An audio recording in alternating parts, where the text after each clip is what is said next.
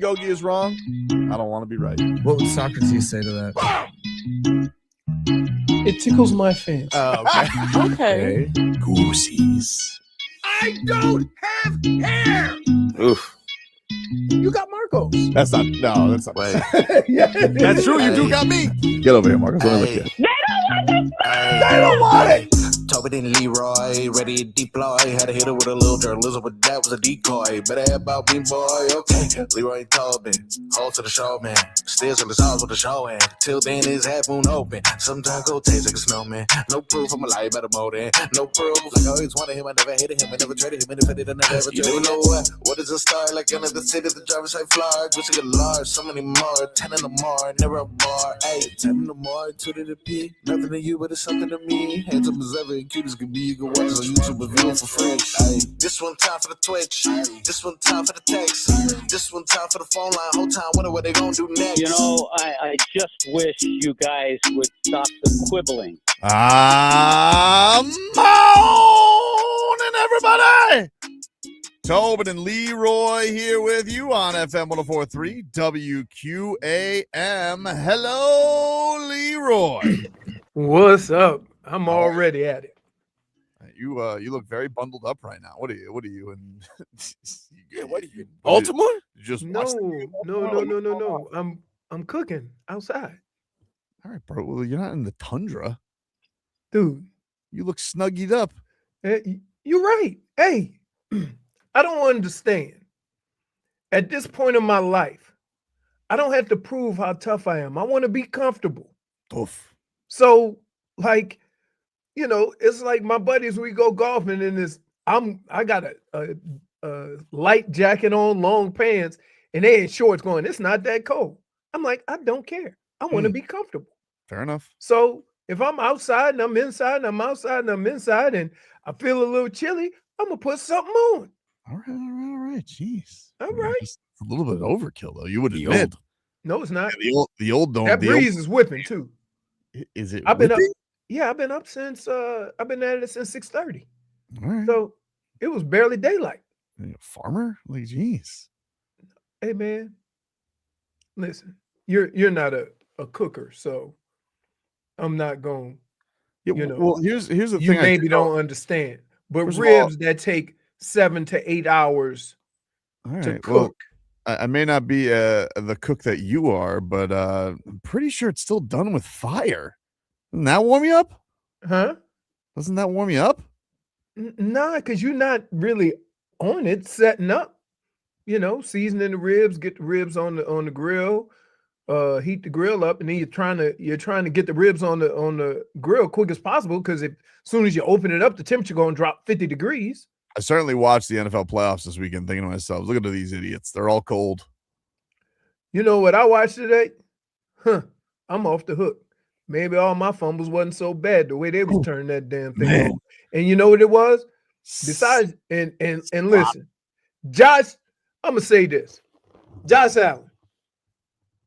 Got his coach on fired. your way home to your beautiful wife. I think they're expecting, correct? Yes, they are. Yes, they are. Mm-hmm. Okay. I want you to stop by Sean McDermott's house and apologize. Wow.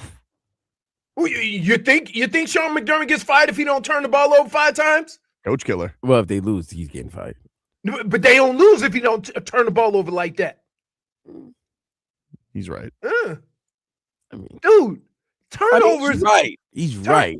Turnovers, like like turnovers in a close game were the difference.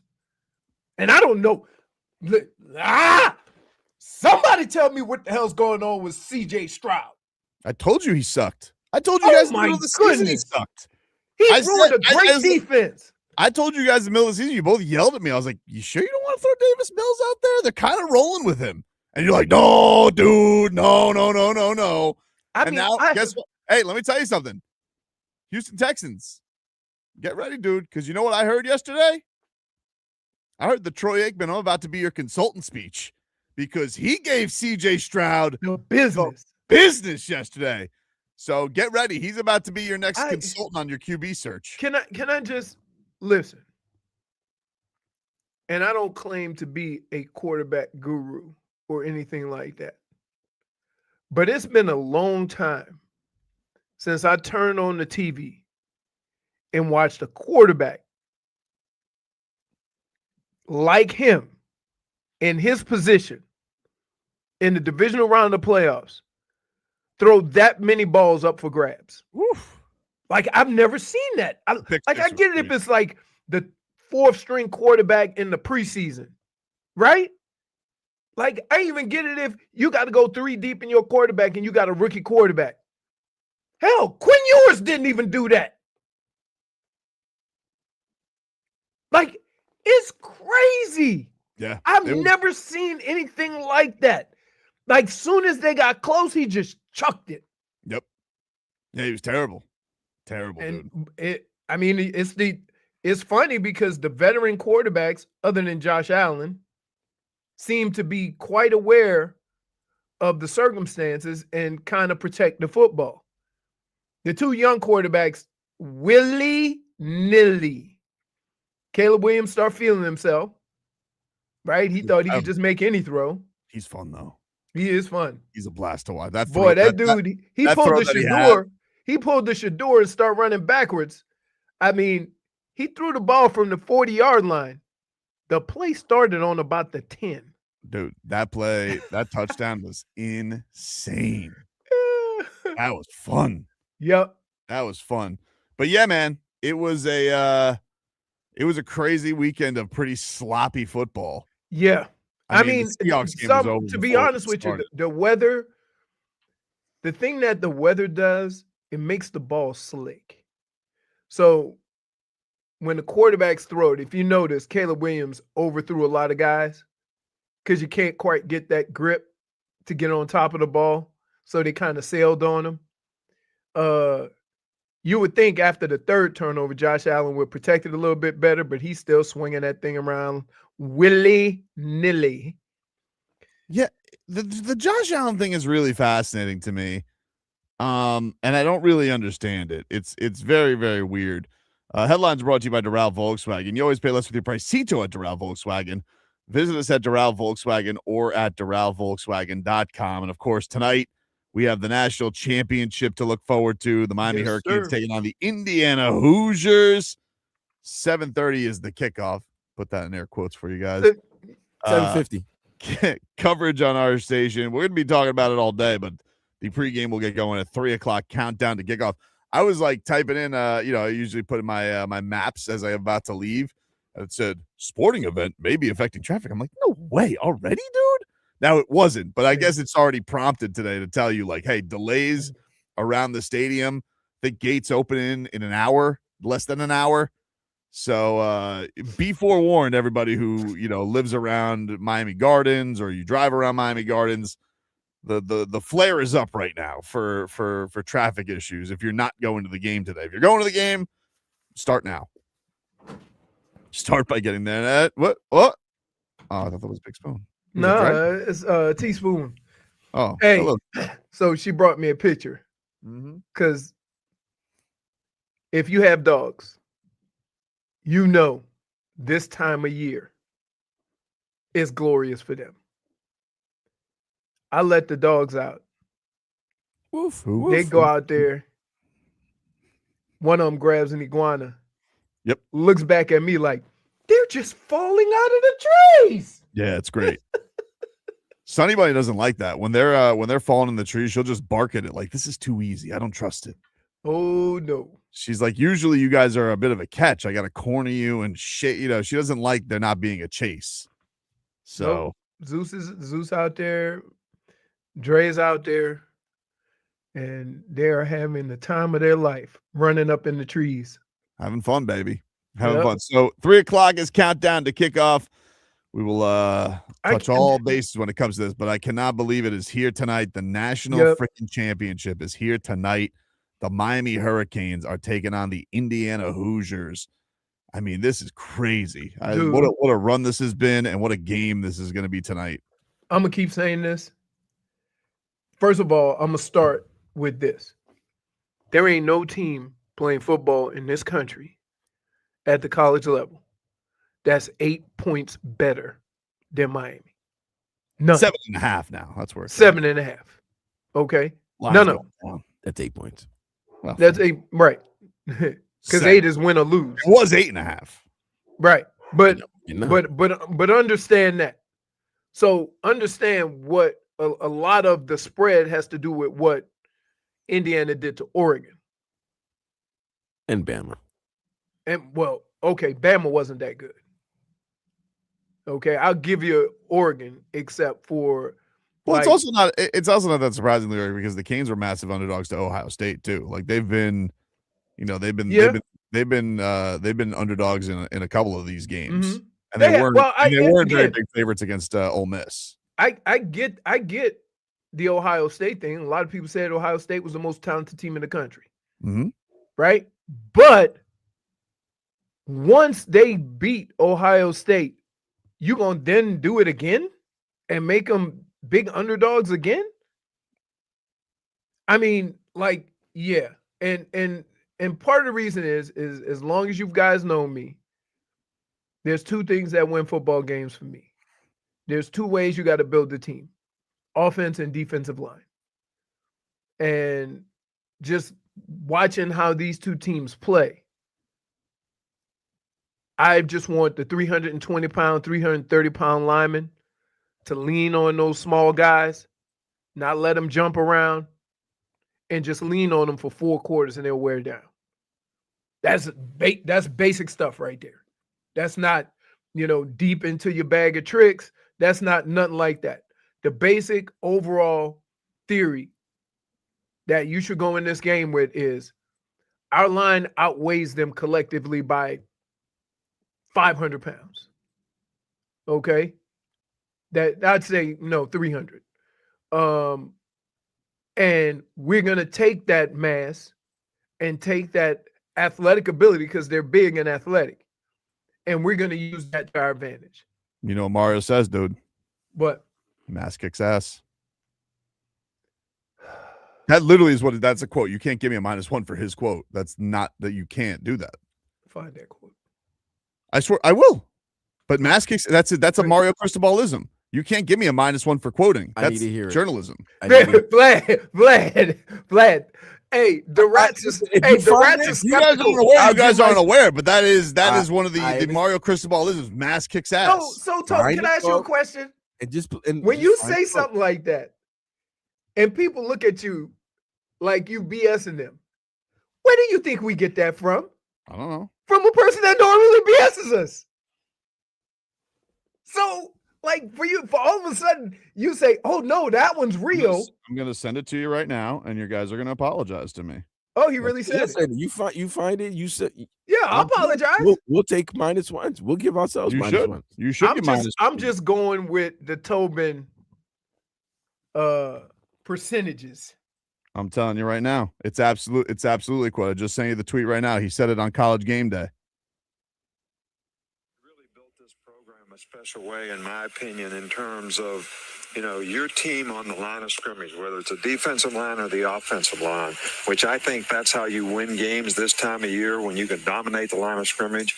And your guys have done that tremendously. I mean, in both games against A&M, you ran the ball at will, and last night, Ohio State, who's supposed to be a really physical team, you guys dominated the line of scrimmage on both sides of the ball. You built the program that way. How important is that in terms of you guys continuing to make a run?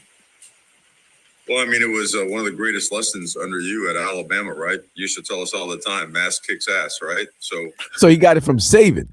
Whatever. It doesn't matter. You guys are both wrong, and you should apologize. I'll take my -1. Doubting Tobin.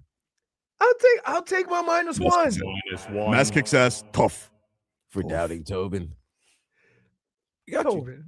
But like 1 out of 100 saying you actually. My bad. Thank you. My bad. Yeah, why don't you just say sorry, and you don't have to say whatever my past record is. Just say sorry. That's what I said. My bad. I'm sorry. You did, but he's already trying to backtrack. No, I'm not backtracking. Like, I'm acknowledging. He said it. I was wrong. Josh Hart says Tobin got that phone audio. Desperate times. They call for the. Hey, it played. It was clear. It played. It was clear. It wasn't no evidence was found. Yeah. It wasn't the normal, what he meant. Right? No, he said it. Oh man, did you guys see Signetti and Cristobal up on stage this week? Like people are trying to give him big picture questions, and they're just like, they're like, oh, what would it mean if you won on Monday? And Signetti goes, well, I mean, we're national champions. And then Cristobal's like, that's what I was gonna say. I was gonna He's like, and he goes, yeah, I mean, we're national champions. Like nobody wants to buy into the fluff. Were they trying to were they competing to be the surly Yeah. coach? And one would realize, damn, that's a good surly. And well, I would say this. Signetti wins because I've seen Cristobal smile and celebrate. Only around people he knows. Signetti might be around his wife. He's not smiling, being yes, right. nobody. He ain't even Cristobal can't contain himself after a massive run, where the O-line's pushing, he gets very excited. Signetti, I don't think so. Who gets credit either way? Saban. Oh yeah, on the staff. Oh man, he is. Listen, he is a very fruitful college football coaching tree. He is the greatest. Well, he's known for coaching rehab. Yep. Get fired from your job, come down here, because you know what he does, right? He gives them a job, but they're getting paid from the other team. Yeah, it's a great scheme. Oh no! What happened? Right, running around with an iguana. Oh boy. Well, you go get that. We got to take a break. More to come here on the show. We're back after this. WQ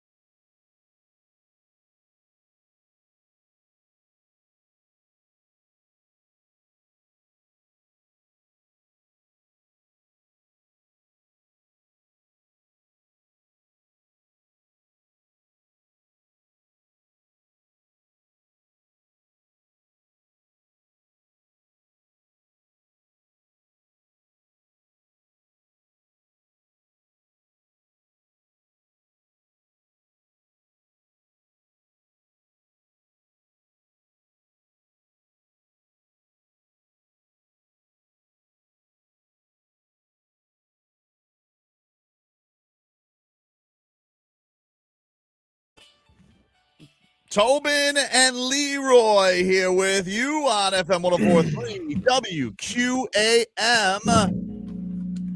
Tonight's the night, ladies and gentlemen. Canes fans, it is national championship night.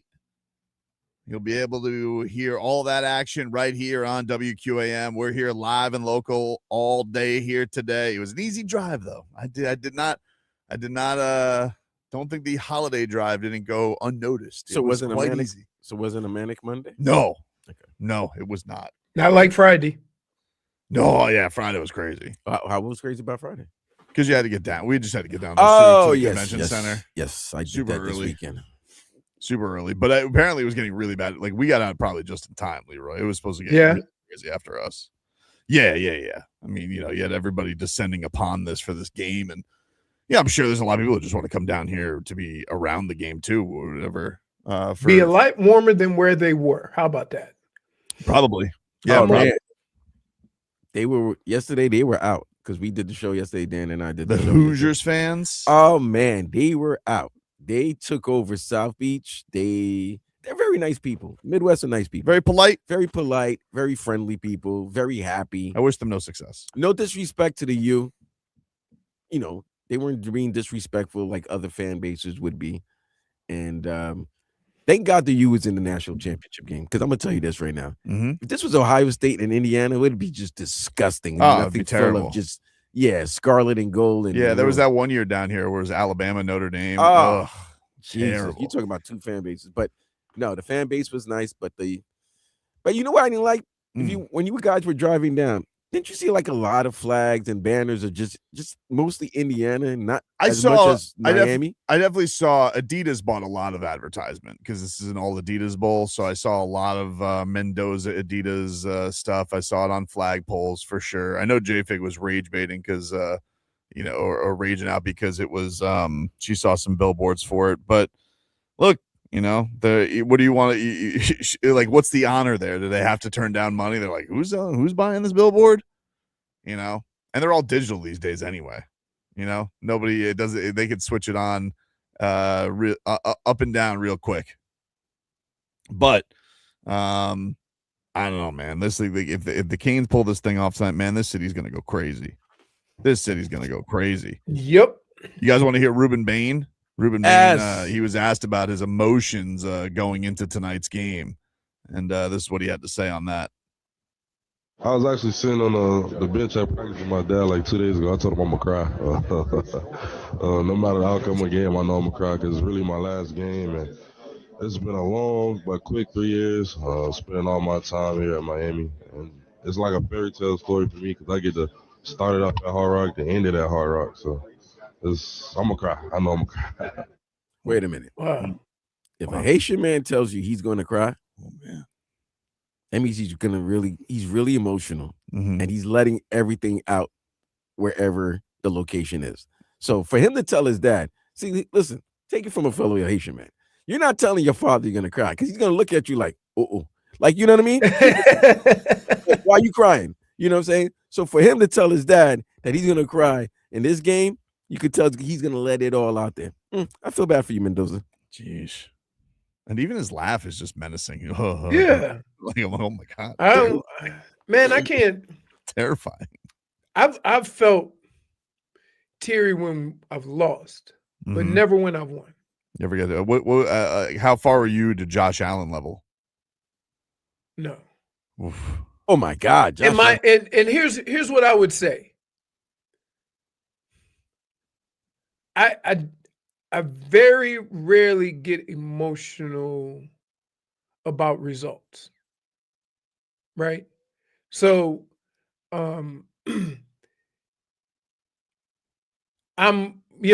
so when we lost the championship game, I was sad that it was over. But I wasn't upset at anybody because we lost. You've been around sports long enough. You're going to be on the other side of the same things that you benefited from if you play enough. That being said, like, it didn't hurt any less, and I sure as hell have never cried when I was happy.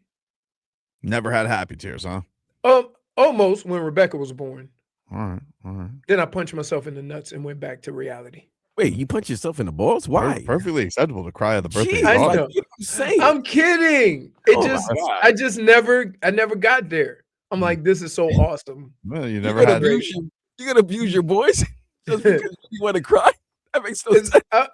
And so from that standpoint, I don't know why I've never been like, you know what I mean?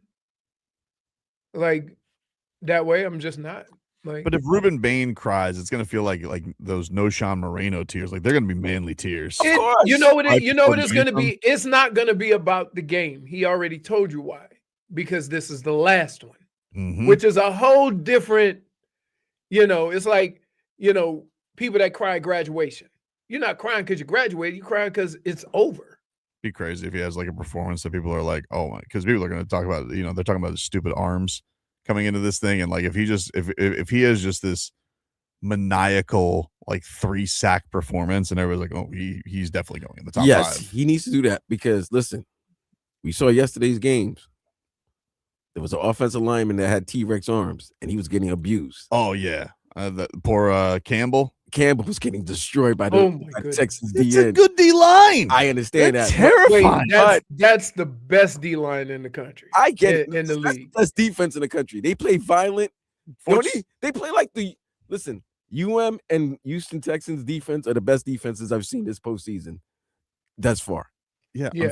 Unfortunately, their quarterback sucks. He's a bum. Stroud Oh my stinks. God. But He's terrible. those dude. T-Rex arms of those old linemen doesn't help. So it'll be great to see the quote-unquote T-Rex arms of Rueben Bain abuse the Indiana Hoosiers offensive line. Here, I have a question. Is it because they're not long or because they are short? Because they would always say I had short arms, but then when I got measured, like they fit my body, right? They're just not longer. Like some people that have that, 6'5" with a 7-foot wingspan. I didn't have that. If you put me on the wall with the little man, my stuff was great. Mm-hmm. Stun Steve just said happy anniversary. He sent us the the Florida State Dr. King wide receiver glove graphic. An all-timer. An all-timer. To By the way, there's some great catches. Goodness.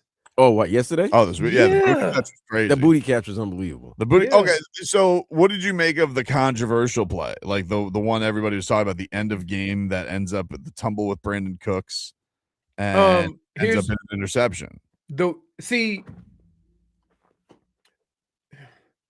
I'm going to explain this and then I'm going to tell you what I think. We all see a play and we look at it from what we think it is or it isn't.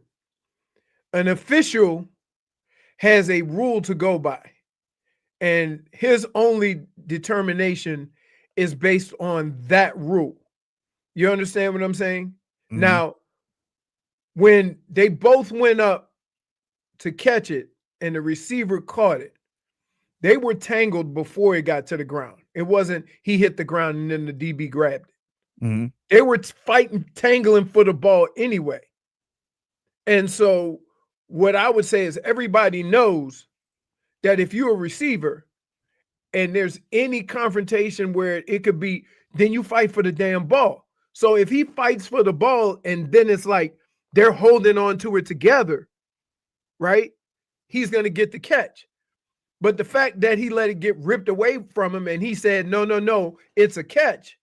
Now the officials are looking at that differently.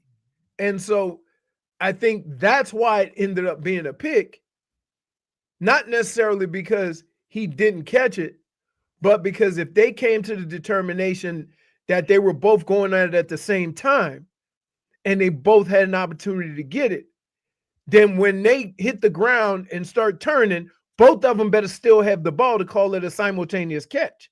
Right. If you let the guy rip it from you, then sorry. I am always talking about, like, it feels like every year, like, we get less certain on what a catch is. This one didn't seem that controversial to me. Like, Right. I thought when it happened, like you said, you have to complete the act of a catch. He didn't, and not only that, like, the ball never hit the ground. It ends up in the DB's arms. Like, that's an interception. Like, But if it would have bounced off of him and hit and gone to the DB, it would have been an interception. If it doesn't touch the ground, it's not a full catch, completed catch. I think it's a pick. Like, I don't think this Right. this is a weird thing that it even got any debate. But I think it's just because everybody loves Josh Allen. Right. They love Buffalo. They want Buffalo to win. They want. Are they Buffalo- like the new Cubs? Is that what it is? Yeah. They're just lovable losers. Like, Because that's what. Because I just think they're losers. right? But the way they've lost, you see, there's context in losing. So if you get quote unquote screwed in a loss, the fans are gonna rally behind you. Why isn't anybody feel Vlad, bad for the Broncos? Can I Here's the say example. this? Here's the If example. I'm Josh Allen, Mhm. I'm making it about that play, so you don't think about all them damn turnovers I had.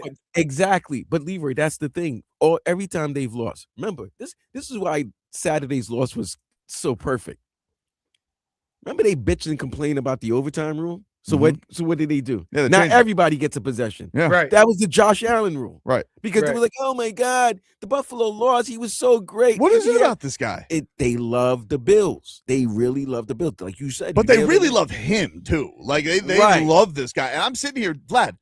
He's a great intangible hope. But Vlad, do you know how crazy it is that a team just won to go to the AFC Championship? Their poor quarterback's ankle broke. I haven't heard one person feel bad for Bo Nix all weekend like they have for Josh Allen, who just sucked. Do you know how tragic that is? You go have a game to go to the Super Bowl And didn't even know it was broken. Your season is over. Your coach has to come back and tell all the reporters, yeah, we just lost Bo Nix. Nobody cares. And he knew he messed up and he cried. And you know what? You know what people love? You know what middle America love? They love when their favorite athlete cry and show emotion and It was love. too much. I got to be honest. I'm all for Hey. new crying. It's all I'm good. not all for the crying. Hey, I don't want to I'm see my not- offensive lineman I'm- cry, I'm- D-Roy. I'm Deion not. Dawkins crying. Oh, That's it. Deion Dawkins, Here. he's the new Terrell Owens. Ah, I would say this. I would say this. If that emotion and the crying emotion that came out because he would have said, I failed my team and I feel bad for that, I would sympathize with him. But to get up front and not even talk about the turnovers or the missed throws or stuff like that, but to put it all on one play without acknowledging your role in this loss, that's, Who are you talking about? Josh Allen? yeah, Josh Allen took he took more ownership than the turnovers. That's not true. okay.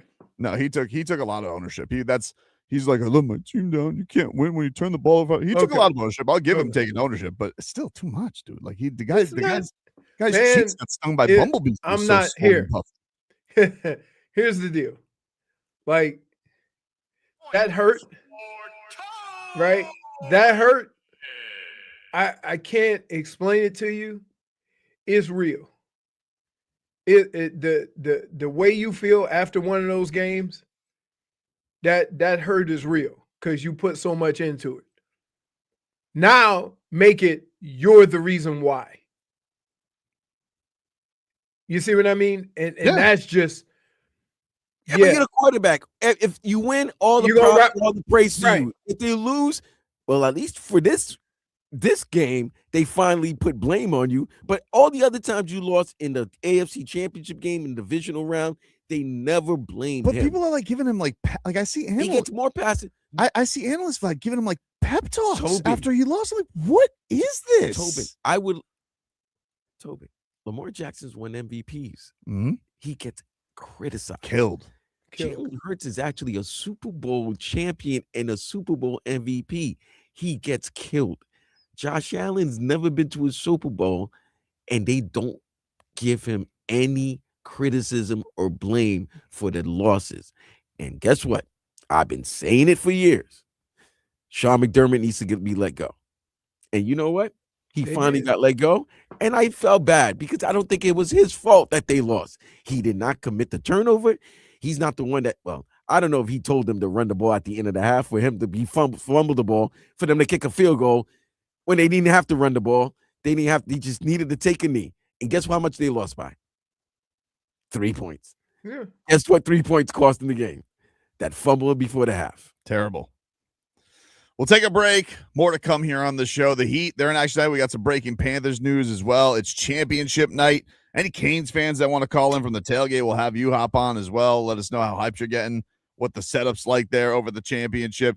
We're back after this.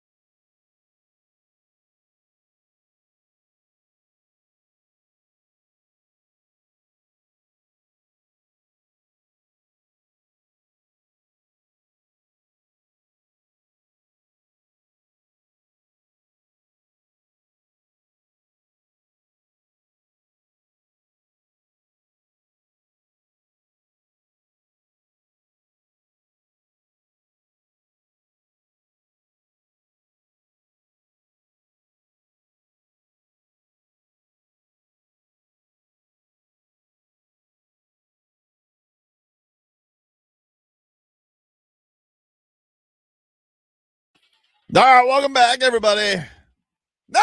Look at Joey Galloway up there. I know he's upset. Why? He picked Oh, he's been hating on the Canes like a rat bastard the I entire thought he time. flip-flop. Oh, he tried. I'm not letting him back on. Oh. No, he's not allowed back on here. You don't get to sit here with your Notre Dame pom-poms the entire time, and then all of a sudden you get to hop on the Canes wagon. No, sir. Not going to happen. Not going to happen. Where do they stick these guys? They put first take. They're outside the stadium. I think they're in the parking lot. Looks like they stuck them like in the Dolphins practice parking lot. I feel like that's where they put them. Jeez. They put them out of the way, and then they shuttle them to the game. Whoever has to. Yeah, you can bring. Well, listen, even a golf cart feels like there could be a lot of traffic. They today. are really, they literally at the Dolphins Baptist health practice. It's facility. probably more convenient because they could just go inside to go to the bathroom there. It's probably better off. I mean, you got Cam Newton with the hats, and they want to make sure they put the Hard Rock Stadium. Put the backdrop in the backdrop. Yeah. Put the backdrop. It's actually nice. It's gonna be a scene tonight. Everybody's gonna be at this damn game. Oh my God! Everybody's gonna be at this game. The fans. It kind of sucks because a lot of them are getting priced out and whatnot. But this is one of those hobnobbing scenes. Everyone's gonna be try and get themselves to. I'm still trying to decide. You got an option to go? Yeah. Oh, come on, it annoys me that you don't go. It's fun. Well, Leroy, if you don't want to go, you could. I got my ribs cooking. I thought you weren't going because you were cooking ribs. I thought that the decision was made. No, because Fon's having some friends over. I told him I cooked some ribs. So I went to Restaurant Depot yesterday, and then I had to get up early because I didn't have my rub. So I had to get some rub to put on them and clean them off and everything, and then let them sit out and get room temperature. And it's taking forever for the grill to heat up. So, and then in between that, the dogs ran by the window with an iguana in their mouth. Dade Saab says they'll probably say that they're on South Beach. Yeah. Well, I don't think you can lie here. You're in a parking lot. You're not on South Beach. They probably could have put it on South Beach, but based on how crazy it is just to be around that building, they're probably just like, you know what, guys, just stay here. They usually do that when they're in the NFL. When the Super Bowl's in the NFL, they're usually on South Beach doing the show. Yeah, they build a whole little setup, and they do all the shows all week from there. I would love to get just a drone shot of not only the stadium, but like the neighborhood around the stadium to see like what people have done to try and either sell parking on their lawns or just what the scene is like of people trying to get to this game tonight. Blocky's making money today. Oh, dude. Yeah, because they normally charge what, $25, and now it's going to be like $200. You got to charge. I'll charge you $250. $200 a bargain. Yeah, $250, $250 is a bargain, bro. Yep.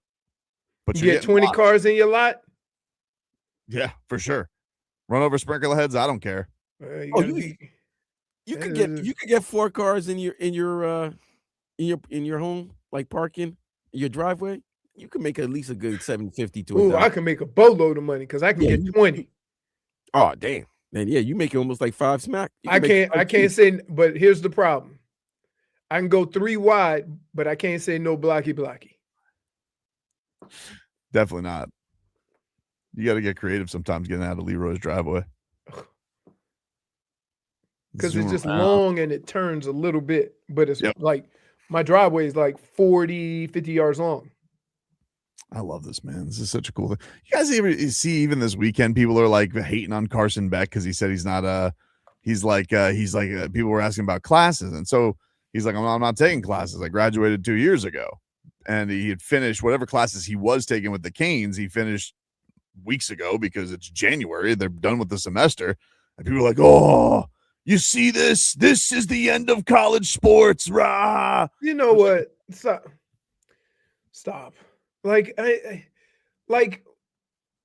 life is hard enough. Why do we have people out there trying to drub up some stuff? Right? We get it, dude. And if you complaining about that, the end of college football and this and that, and you've never played college football, you're just a jealous hater. That's it. That's it. That's it. Live your life. Like, you know what? That'd be the first time somebody talked about a college athlete going to class in about 10 years. Yeah, right. It's like, oh, now we're concerned about that. Now we care. Stop. Like, I get all the people that work for the university saying student athlete. You guys I get it. Yeah, you guys are really concerned about the student athletes with them adding more games, just more football all the time, more football. They're playing an NFL season now. Yeah, but we're concerned about the kids' grades. You know what's going to happen, right? In order to fit what they need to fit in during the season, they're going to probably have to start the football season earlier because you can't go later, but you can go earlier. It's already starting before Labor Day. Middle of August now. That week 0 is actually going to be a week 1 now. Correct. It could be. It is good for that preseason schedule, though. We got that lull, that 1 week. I mean, I can't be against it too much. You get one game in like Ireland, and then that's it. That's week 0. Oh. And then you get the week 1 Labor Day weekend. Notre Dame almost has to play in Ireland, right? They did it. They did the first. They did the first one. Notre Dame, Boston College. They thought of quitting halfway through. You know. Oh, come on, man. What? Come on. Sorry. He's gonna be here today. I know he's the guest picker. He's the guest picker. Do you think if the picks start going against his way, like he just walks off set, like what happens there? Does he have his captain's vote on it? That'd be funny. What He does he walks do? out the game in the first quarter. I'll tell you one thing. He's probably calling up Buffalo right now. He goes, "Hey, you guys need a coach." That's crazy. I'm a big believer in one moment shouldn't make or break your career, right? And that Buffalo situation,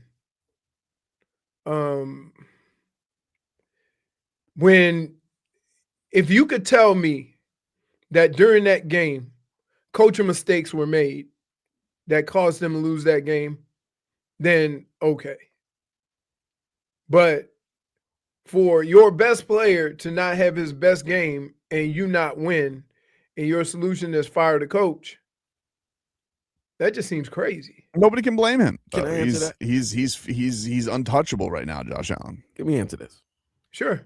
How many times Buffalo's going to suffer a crushing loss under Sean McDermott? But here's the deal.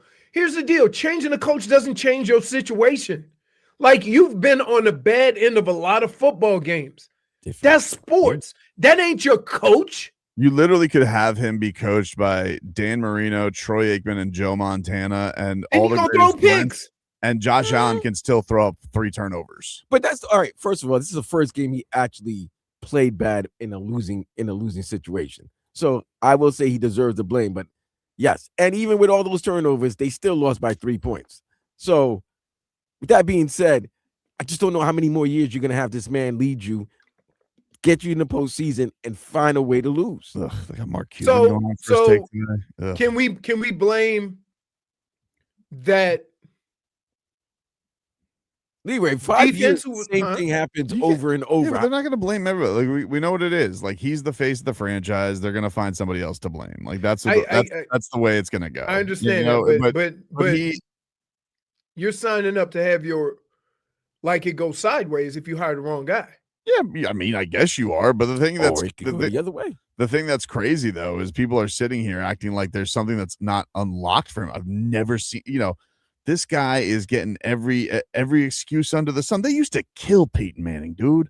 We were around for this. They used to kill Peyton Manning. This guy's sitting here. Who does he got to go through? He's got to go through Drake May, CJ Stroud, and Bo Nix. Like you are not going up against juggernaut teams here, and he blew it. Only thing you had to do was protect the ball. Yeah, and he's sitting up here with this little boo-hoo song and dance. You could have had the Jacksonville reporter lady go up there, tell him to keep his head up. He was crying so bad. It was ridiculous. You like seeing him cry, don't you? Yeah, I did actually. Okay. Yeah, I did. Good. It hurts. I ain't in all that. He should be crying because he got his coach fired. But it's not even like he was. And I'm not even glad. And you know what? I'm not even saying that he should still be the coach at Buffalo. But what I'm saying is not after that game. I get it, but how many years, bro? And here's the other thing. This is the other reason why I'm going to. How much closer you going to get with another coach is my question. Let's see. Tony Dungy got the Buccaneers to the NFC title game. Okay, that's them. I'm saying Gruden this got them team to the because Super the Bowl. defense is terrible. And what's Sean McDermott's forte? Defense. So how many times they're gonna lose with him being Okay, that's his dude. forte? Okay, that No, like no. I'm not the guy that deems that to fix everything. But and every everybody else thinks that we can just change this Why and is this and it's gonna fix everything. That's not true. How does the GM skate? Because the GM gets to keep his job and he sits there and it's like, oh, every year the Buffalo Bills defense is falling apart because they're all made of like these same ancient. They got Poyer still lumbering out there in the defensive backfield. Like I don't know, man. It's just look, your quarterback was bad, but he gets a pass from everybody. It's wild. This whole weekend was defined by people not taking care of the football. Whew. It wasn't like New England played well. No, It was probably in 2 football games of that magnitude. I've never seen the ball on the ground so much. it was crazy. Yeah. It was crazy. It was a wild thing to see. We got to get you caught up with your headlines. We'll take a break. Second hour coming on up. Back after this.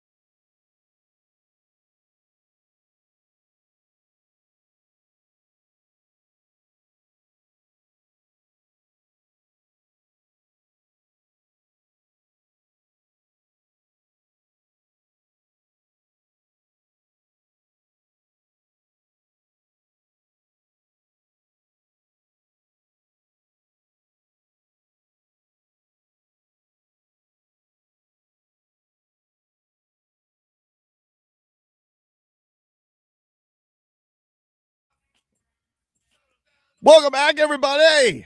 Tobin and Leroy here with you. Game night. Oh, yeah. Pack night, dude. We got a pack night. Who does not like a good game night when it's local? You got listen, we just got word today. Matthew Tkachuk making his season debut tonight. So maybe throw the Cats on there for a little pregame action. Game starts at 6, right? 6 o'clock. Early start tonight for the Cats. Might get first 2 periods in. Might get the first 2 periods in. Maybe they can. The Cats lost 9-1. Oh my goodness! What? Please. How does that even like? That's so un-Panther like. What happened, Vlad? You want to know what happened? Yeah, Carolina just kept on firing the puck at and Bob was like it looked like a cartoon the way he was getting shot at, and yeah, it was nasty, bro.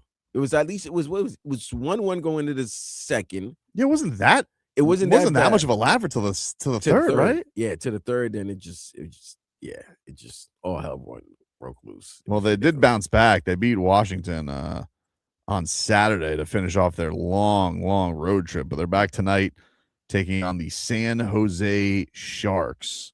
So that's pretty cool. But Matthew Tkachuk finally going to be back in action for the first time this season. They were closer to San Jose than San Jose was. And man, that's the one thing I don't envy about basketball and baseball and hockey. Those long road trips. Yep. Like we've traveled and stayed out west. Mm-hmm. And we've had, I think we played a playoff game in New York, went back to Minnesota, and then left on Tuesday, went to Arizona, practiced in Arizona, and then flew to San Francisco. We did that. Mm. But that's still only 1 week, and you have your regular week of practice, so it doesn't matter. Well, but these games, when they go 7-game road trip, won't be home for 2 weeks and stuff like that, oh, man, I can't imagine what that would be like. Well, headlines are brought to you by Doral Volkswagen. You always pay less with your Pricito at Doral Volkswagen. Visit us at Doral Volkswagen or at DoralVolkswagen.com. Tonight, the national championship. Let's Miami go. Hurricanes, Indiana Hoosiers. You want to get the Goosies? Yeah, why not? The Canes have just put this out, all right? Now, I just got the speech part. I can't put the the rest of it goes into music, but the pre-speech, they have Michael Irvin narrating. And, he's, him. This guy can narrate a speech. Who, him or Ray Lewis? I think right now it's Michael Irvin. This team so identifies with Michael Irvin just because he's on the sidelines. Right. So here he was. They keep talking about the past, the rings, the glory, the legends. But let me tell you something right now. These aren't the old days. These are your days, and they are here right now. That history, that standard, that's not a memory, that's a challenge. We're back where we belong, playing for a national championship in our backyard, our streets, our city. We're playing for Miami. You never doubt it, you never question it, because there's no single path to greatness, but the road you took led you to one place, home. This is your moment, your brotherhood, your standard to set. You're not chasing history, you're writing your own. I can feel it coming in the air tonight. Hold on. Wow. Wow. Goosies. Oh, yeah. Goose galore. I mean, wow. Tell me you're not fired up for tonight. You know what's amazing about that? Gee. Like, we've had talks like that. Get you fired up, get you ready to go.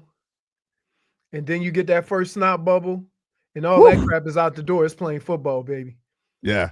You know what I mean? I'm telling you, it is like it. I tell you what though, you put that Phil Collins with a little reverb and tell me Mhm. that's not Goosies. Wow. Have that like calling, like echoing through the night.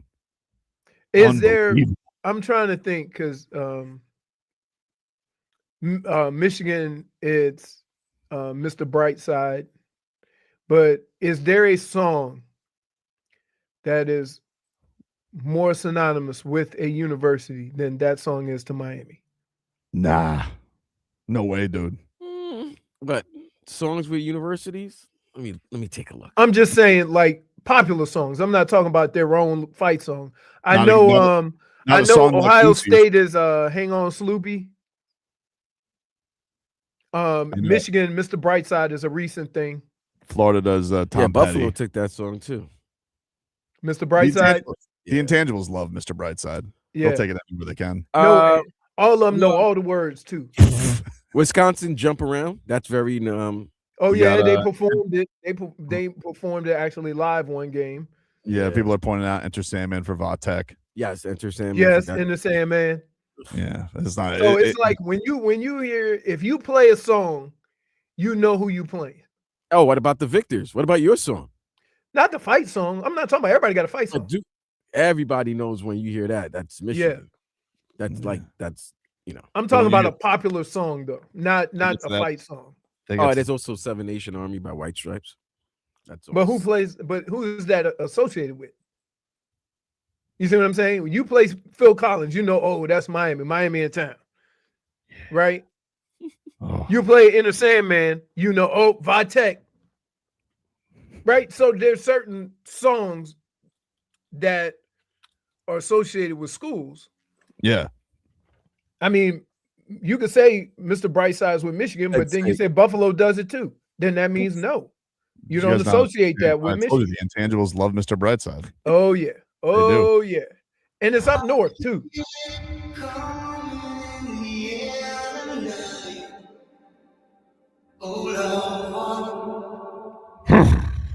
Amazing. Wow. By the way, this is Mario Cristobal this week. Asked about Michael Irvin kissing him on the cheek. Oh, man. Recently, Michael Irvin actually kissed you on national TV. It's on the cheek, by the way. So with Michael Irvin and set some boundaries, or as long as you're winning, Michael Irvin can do whatever he wants to do? I'd rather not get kissed by Michael Irvin. Was a great teammate. In fact, he was one of the kind of hosts on when I was on an official visit at the University of Miami. Well, that sounds like he's got the pass then, dude. Yep. Crazy. Oh, by the way, the Heat are in action tonight as well. They will be playing at 10 o'clock. They start their 5-game road trip. So it appears like Jimmy Buckets will play tonight. Jimmy Butler, Steph Curry, and Draymond Green will be a go. Nice of them to show up for this one. But one person will not be in action tonight for the Heat, Leroy. Tyler Herro. Tyler Herro is hurt again. Yep. Nope. What did he hurt this time? Rib. His rib now? Rib. Jeez. The rib he hurt. I'm like, hold on, let me go see, make sure it ain't got what's the number 14. My ribs ain't got 14 on them. I'm sitting there barbecuing them. He is out. He's not helping his case, right? Nope. Third injury this year? Nope. Can't say that he is. I mean, we ain't even did nothing yet. Funny that he doesn't play on Saturday. They win? You mean strange that they played the best team in the league and beat them, and he didn't play. Yeah. Did Kel'el play? Yes. He played better. He didn't start. He played, but he gave a good effort. Him and Spo kind of had a back and forth in the media, and then because Spo kind of walked back, he felt bad. Moonwalked. He was like, this was Spo on the whole You gotta Kel'el. need to be better. That's your only 7-footer on the roster that got athletic ability. You gotta kind of need him. This is what Spo had to say on Kel'el. Erik, in the wake of your comments the other day and some of the fallout and thoughts about how that played out, just sort of two days after the fact, is there anything you sort of like want to sort of reference? Yeah, I mean, I had a feeling somebody would ask me about that. I didn't articulate that in a great way, and that wasn't fair to Kel'el. I wasn't even frustrated. So what I'll say is I'm fully invested and invigorated about the opportunity to develop Kel'el, and our staff feels the same way. And we're going to give him everything we have to make sure he becomes the player that he wants to become, that we need him to become. And I'm invigorated by the challenge of developing a young big like him. Sounds like it. How you treat And Definitely. We'll have to figure some things out. That's part of the development of young guys. They're all not going to develop at the same time, at the same rate. It's not all going to be linear. All right. He's fully invested, Leroy. Okay. Look, I love Spo. Spo's one of the best to ever do it. Mm-hmm. But you can't walk it back and then make excuses as to why you can't. Listen, there's nothing that you said about Kel'el in your last 3 visits to the presser that says you have 100% confidence in Kel'el Ware. Because I'm going to look at it from a player's perspective. If you're playing substantial minutes and then you're not, and comments are made, then said coach has a problem with you that y'all need to work out. Don't talk about development. Don't talk about, no. Dude, he's your only 7-footer. It ain't like you could say, go to Zoe and say, Zoe, go show him how it's done. Suit up. You got to show him. And he seems, and the thing is that unlike other bigs, Kel'el seems very receptive to coaching. Yeah, he seems very receptive. He didn't seem to like these comments, though, because this is what he told Ira Winderman and Anthony Chang when told about the comments. I'm sure he knew about them before they asked. He says, honestly, I ain't going to lie. I think it's crazy, but I mean, it's his comments. Kind of learn to control what you can control. It is what it is. If I didn't play in the second half, that was his decision that he felt like he needed to make. Still, even, you know what? Can I just say this? If a player responds that way to what the coach said, that should give him a bigger in with the coach, because athletes today do not respond that way. Right? It would be a little more confrontational. He said also, when asked what he can do or how he said to handle it, he said, just going out there and playing basically in order to produce, I guess, like he said 8 weeks ago. I say I had more minutes 8 weeks ago, but I guess I'll try and bring that same productivity to the minutes that I'm getting now. See, but there it is. Like, so my question is this. We have a basketball team who has a number of players that kind of pick their spots. Like, you'll have one guy score 20 in the first half and 5 in the second half. You'll have another guy who goes 0 for 6 in the first half and then scores 15 in the fourth quarter, right? And Spo's comments to them is keep going, right? Fight through it. And then you get Kel'el, who has a 2-minute bad stretch. And then you sit him on the bench and say, you got to be better. Look, now, from the standpoint of me, as I'm going to say I'm Kel'el, and I'm looking at the other guys on the team, there's a lot of what you're complaining to me about going on with everybody. Mm-hmm. And the reason why we're losing is because none of us have been consistent over the period of time, except you tend to give them a longer leash than you do me. And so that portion of it, to me, would seem really inconsistent with how you go about doing your business. Well, I think the thing that's also, if I was Kel'el, I'd be annoyed about this, right? He lost his minutes because more people got healthy, not because he was playing bad. Like, he had a couple of stinkers against Rudy Gobert, but really, like, it shook out because Herro came back and you couldn't play Herro off the bench. So you decided But that's a whole nother problem. That shouldn't have nothing to do with Kel'el. Like, if you all about winning, but that's like, why if you coaching the team based on feelings, When you're saying with Kel'el, you don't care about feelings? Yeah, but that's why I was saying if I was Kel'el, I could understand being frustrated because it's like I didn't Right. play bad to lose my job. I lost my job because people came back and you switched the rotation. Right. You know. Now look, you still have to play like if that You whole still got to do you his still part. He gotta got to bring your do his stuff, part like, there's too. no So doubt I'm not, I'm not saying that he didn't play a role in it. Mm-hmm. What I'm saying is that when you're a player and you see other guys on the team that are kind of going through the same rut you're going through, why are you the only one that gets called out for it? And so as a young player, you just looking at it from that standpoint. Although I understand, and I would also say that while Kel'el's sitting on the bench, if he's looking on the floor and saying, well, hell, the guy you replaced me with or whoever you tried to go to ain't doing no damn better because he's still giving up, 18 offensive rebounds? The good news, though, is they are coming off a great win, and Bam has been cooking. Bam's been playing great. He had 6 threes on Saturday night. Yeah. So good to see he's found something ever since that terrible slump. That was a great homestand from Adebayo. They will be back in action tonight, 10 o'clock, taking on the Warriors.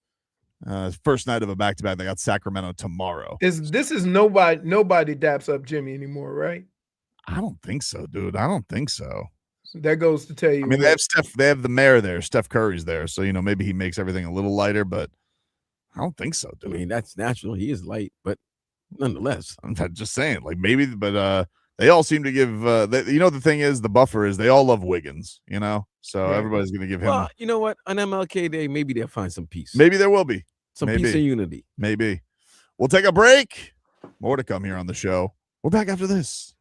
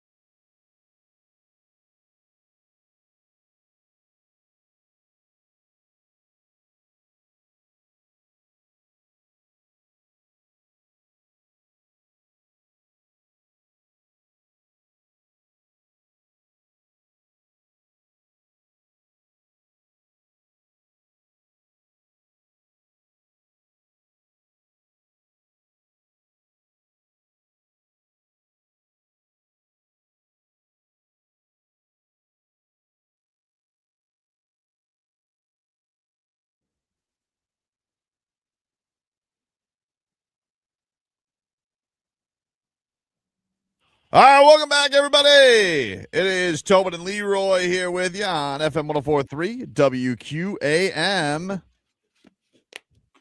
We'll take you guys up until 2 here on the program.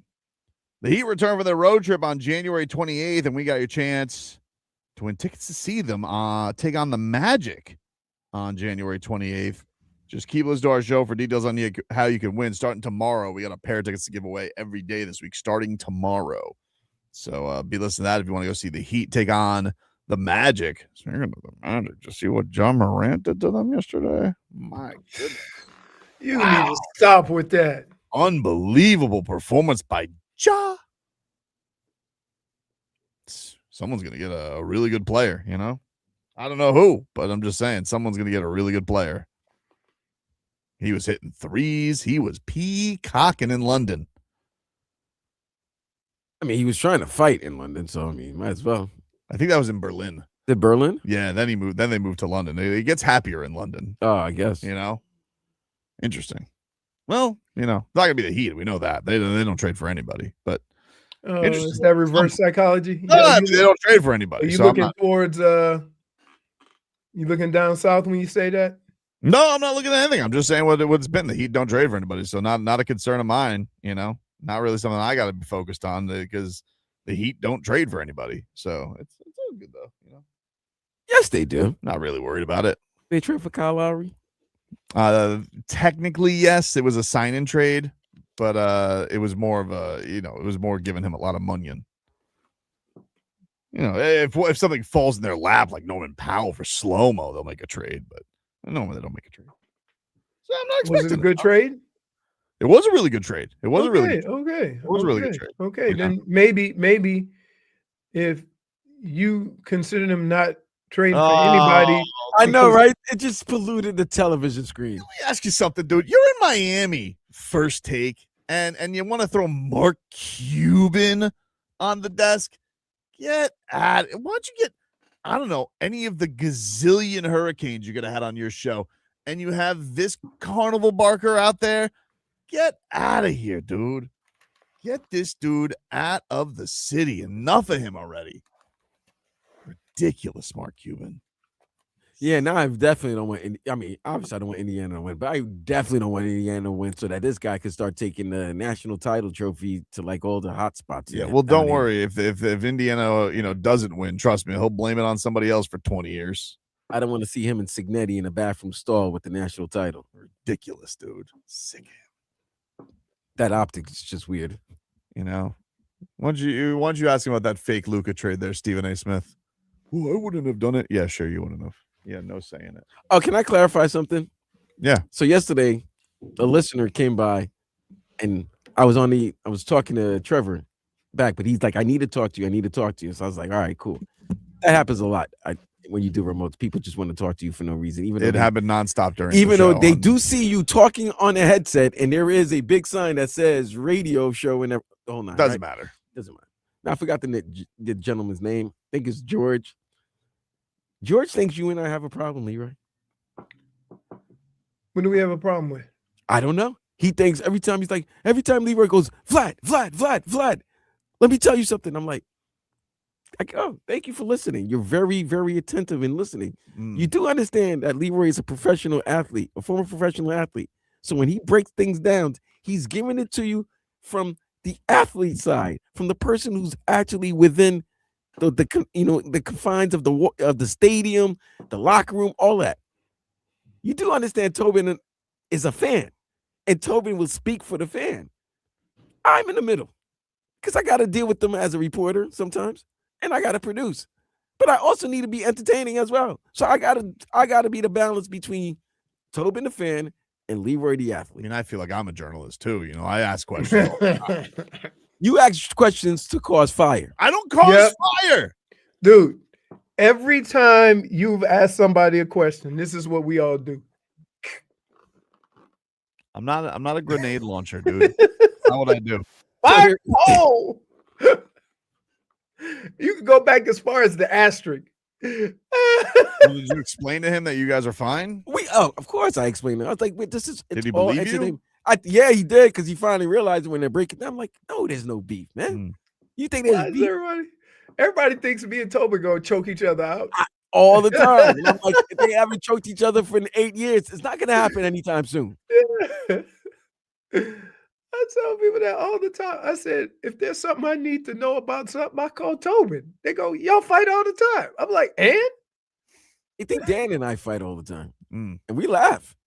Did you guys have a good time at the convention? Oh, it was a great time. It's a great bro. scene, right? Great scene. Shout out to everybody that is that going on again today? Yes, Do people still till go? 6 p.m.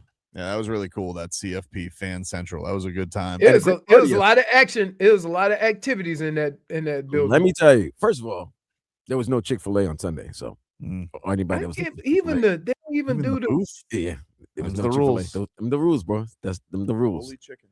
I didn't realize how big of a band Indiana had until they came out yesterday, and I was like, damn, they dwarfed the size of the UM band. No, Big Ten bands run like 200 each.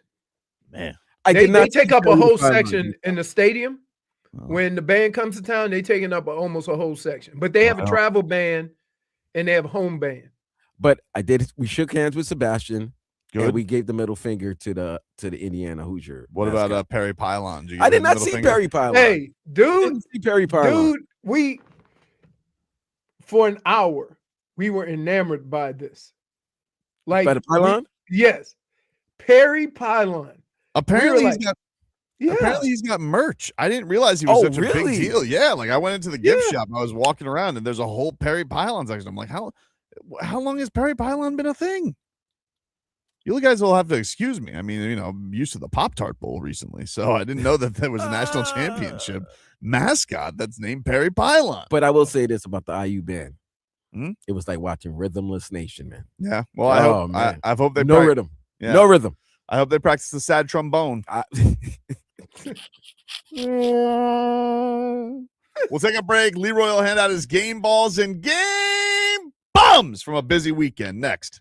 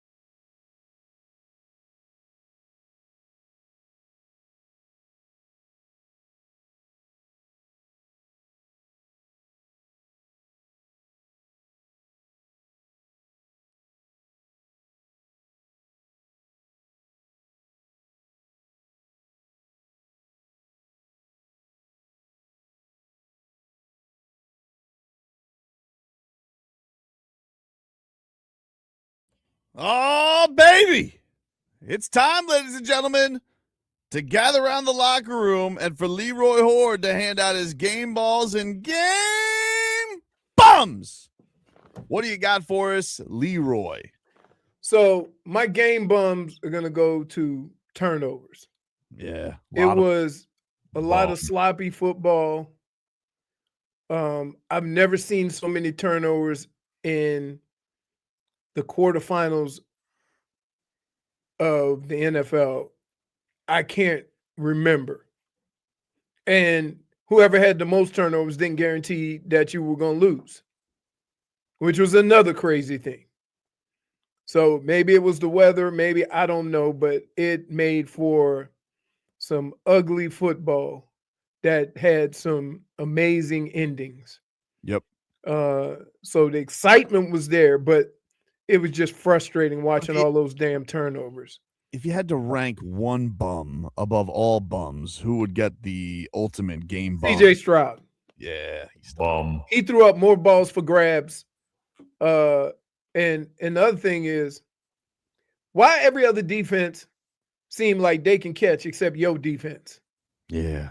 Right? You're like, damn, they catching everything. Well, I would like if the Canes get their hands on one today after what we had to deal with in the semifinal. I would like, I would love them to haul just the first one and to ease my ease the tension a little bit. That's the key to the game for me. Turnovers.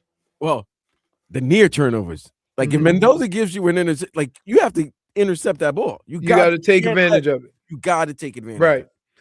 I would also like to give a game bum to Bo Nix ankle.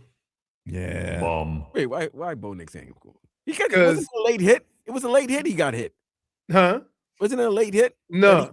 It wasn't the late hit? Nobody knew that he had done it because it was one play before the kick. Right. And I think it was 2 plays before. 2 plays because the play right before it, they just centered the ball. Yeah. So 2 plays before. And that was on the flag, right? That's the pass interference call that they got? Yeah.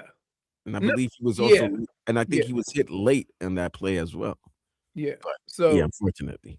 Yeah. So you're mad at his bones? Like who's getting the game? No, just the unfortunate circumstances of the event is what I'm saying. No, what's unfortunate? No, if you want to talk about what's unfortunate, is these rat bastard Patriots are a win away from the Super Bowl, and all that's standing between them and getting back to the Super Bowl is Jared Stidham. Yeah, that's hey. What? I tell you what, is this? Not for nothing, but if I'm the Patriots, I don't care. I'm going to get that chip. I'm sure they don't care. Why would they care? That's Denver's problem. That ain't my problem. I understand, but no repercussions, no consequences for this team. It's ridiculous. Consequences? They didn't break his ankle. They don't get any type of downtime. This is ridiculous. They basically got to sit out for a second, and they're going to the Super Bowl. Pick the right guys. This is ridiculous. Pick the right guys. Yeah, pick the right ankle to break. That's what happened. No. They didn't break it. Eye gate, deflate gate, bad bone gate. Right back to the Super Bowl for these bastards. You assuming they're gonna win. Dude, come on. What about Kurt Warner? Kurt Warner, who went to the Hall of Fame, is not Jared Stidham. Come on, Nick Foles, baby. Nick Foles. Yeah, I saw he was like, oh, they don't Jeff Hostetler. Great. Well, Hostetler had some time. Earl Morrell or Earl Morrow. They had time. They had time. You see, that's the thing. They had time. They didn't come in right after you guys are putting your money on Stidham. Huh? For one game? I didn't speak another language. No, I didn't hear you. I said, how many of you are going to put you guys are talking a bunch of examples. How many of you betting on Jared Stidham? What's the line? The same amount of people that bet on those other guys. None. I mean, yeah, it's just not that it doesn't mean they can't win. They still have a hell of a defense. Yeah. All right, great. All right. So good for them. Who's your game balls, dude? You didn't give those out. My game ball is gonna go to like this whole national championship thing. I'm not necessarily the biggest Canes fan. I'm certainly not an Indiana fan. But the atmosphere around South Florida has been unbelievable. And it's felt everywhere, from South Beach to my damn golf course.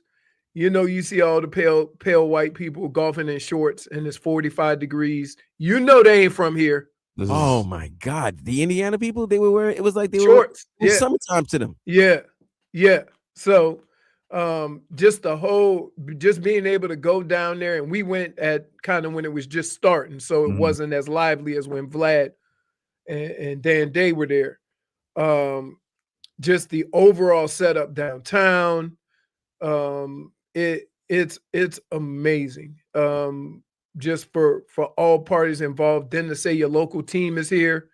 Yeah, it's the city has come alive. I can't wait. This whole day is unbelievable leading up to this game. I mean, like, you know, the team is it's been so long to have a game like this in town of this stature for football, but I mean, the idea to the Canes are a win away from getting back to a win away. And you know what? And let me say this. There's no show that's been more critical of some of the decisions that Mario has made over the last couple of years. But I'm saying the last month and a half, ever since those 2 losses, that coaching staff has been doing some of their best work. Just seeing the way the guys are prepared, what they're trying to accomplish during the course of a game, you can kind of see a flow to it, right? And then knowing when it's time to go out and do the thing that Mario likes to do. Tough.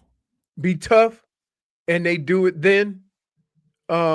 It's been Mario deserves a lot of credit for just, I won't say the turnaround, but kind of finding his groove on how he wants to do things and how they're going to do things offensively and defensively.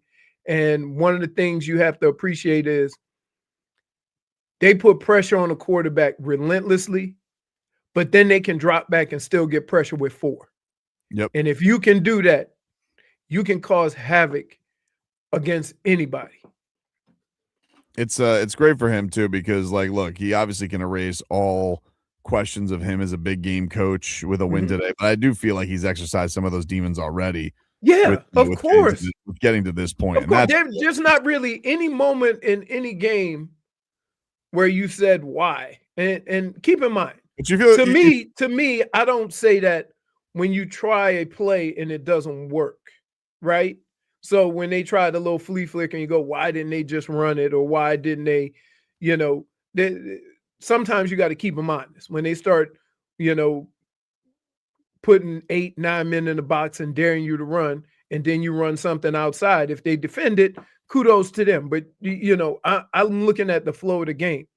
But even with the flow of the game, the decision-making, how they're going about things, how they're using Beck, how they're putting him in good situations.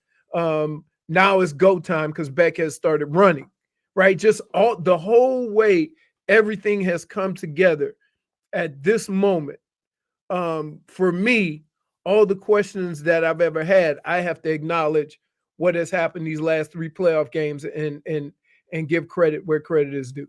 It does feel like, this battle between Mendoza and Beck is going to be interesting, because Beck is like, he has added that running element to him, but he also is not afraid to throw over the middle. Sometimes it's gotten his receivers kind of nicked up and banged up, but like, it does feel like those big balls throws that he's had for old Triple B is going to be such a big difference in this game.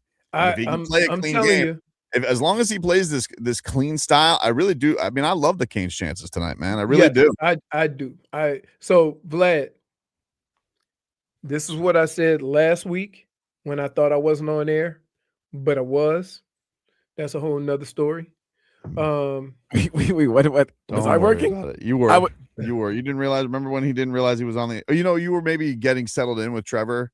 So I don't know. That first segment where Leroy just thought we were just riffing. I'm like, we've been on the air for 8 minutes. And I said this. The first play of the game could be a 75-yard touchdown. Here's why. Oh, okay, yes, the cornerback from The Indiana. cornerback, he jumps those quick routes. I remember you saying And that. if you send somebody up the sideline, good night. And Or I'm double telling move, you, or a double move if the receiver not does even a double move. You not gotta even a fake. double. You gotta fake that hitch because he gonna jump that hitch when he thinks that guy's coming out to block him, and then you send that blocker up the sideline. I'm telling you. Oh my goodness! Listen, Now, Leroy, you know if this works, people He's want to be the offensive jumped coordinator. that route the first 2 games they've played. The first 2 playoff games. He got a pick 6 on one and almost got there the second time against Oregon. So, Miami, here's your opportunity to dangle a little, I'm going to be a star in his face and then slip him and go deep. I cannot imagine that these offensive coaches are not watching this and going, let's get him early. Because you know what else happens when you get him early? Now he's playing 5 yards off the ball because he's scared he don't want to get got like that again. And now you can run that play and block his butt downfield. I'm telling you that the first play of the game is going to give that look and get him and come on, get the pick 6 and be a star. Oh my goodness. I'm salivating over here with my little offensive game plan. Leroy, we'll see. If that works, by the way, if that first play of the game, Beck hits they call that play and it's a touchdown. The play's gonna go bananas. Well, the play's gonna go bananas. Leroy's getting text messages to become offensive coordinator at some school. Well, they might need him because Shannon Dawson's probably gonna get scooped up. Dude, I'm telling you, just look. Whew, don't fall for it again. Don't be the third team to fall for it. Look, he's got the Goosies. He's got the Goosies. Hey, Because I look at games and I'm thinking about how I would get them. I'm thinking about how I'm gonna get them. Galore. We'll take a break. The Dolphins interviewing a bunch of people at their facility today. They're allowed to do that today. Well, but it seems like there's a big favorite that they're going to go with. We'll get into that coming on up. Get you caught up with your headlines, or of course, countdown to the Canes game. Any tailgaters that want to call in, 305-567-0560. Love to hear from you, boots on the ground. Unless you're an Indiana fan, then you can go to hell. 305-567-0560. Be a gracious host. Oh, okay. I graciously wish you. They ain't out here running their mouths like other teams. They're not like from Columbus. I politely or escort South you to Bend. Don't do that. We're gonna kick their ass, I'm but we're going gonna kick, to. respectfully. Nope. Sorry. You have Mark Cuban here. You're gonna put me in that mood. Look at you. Back after this.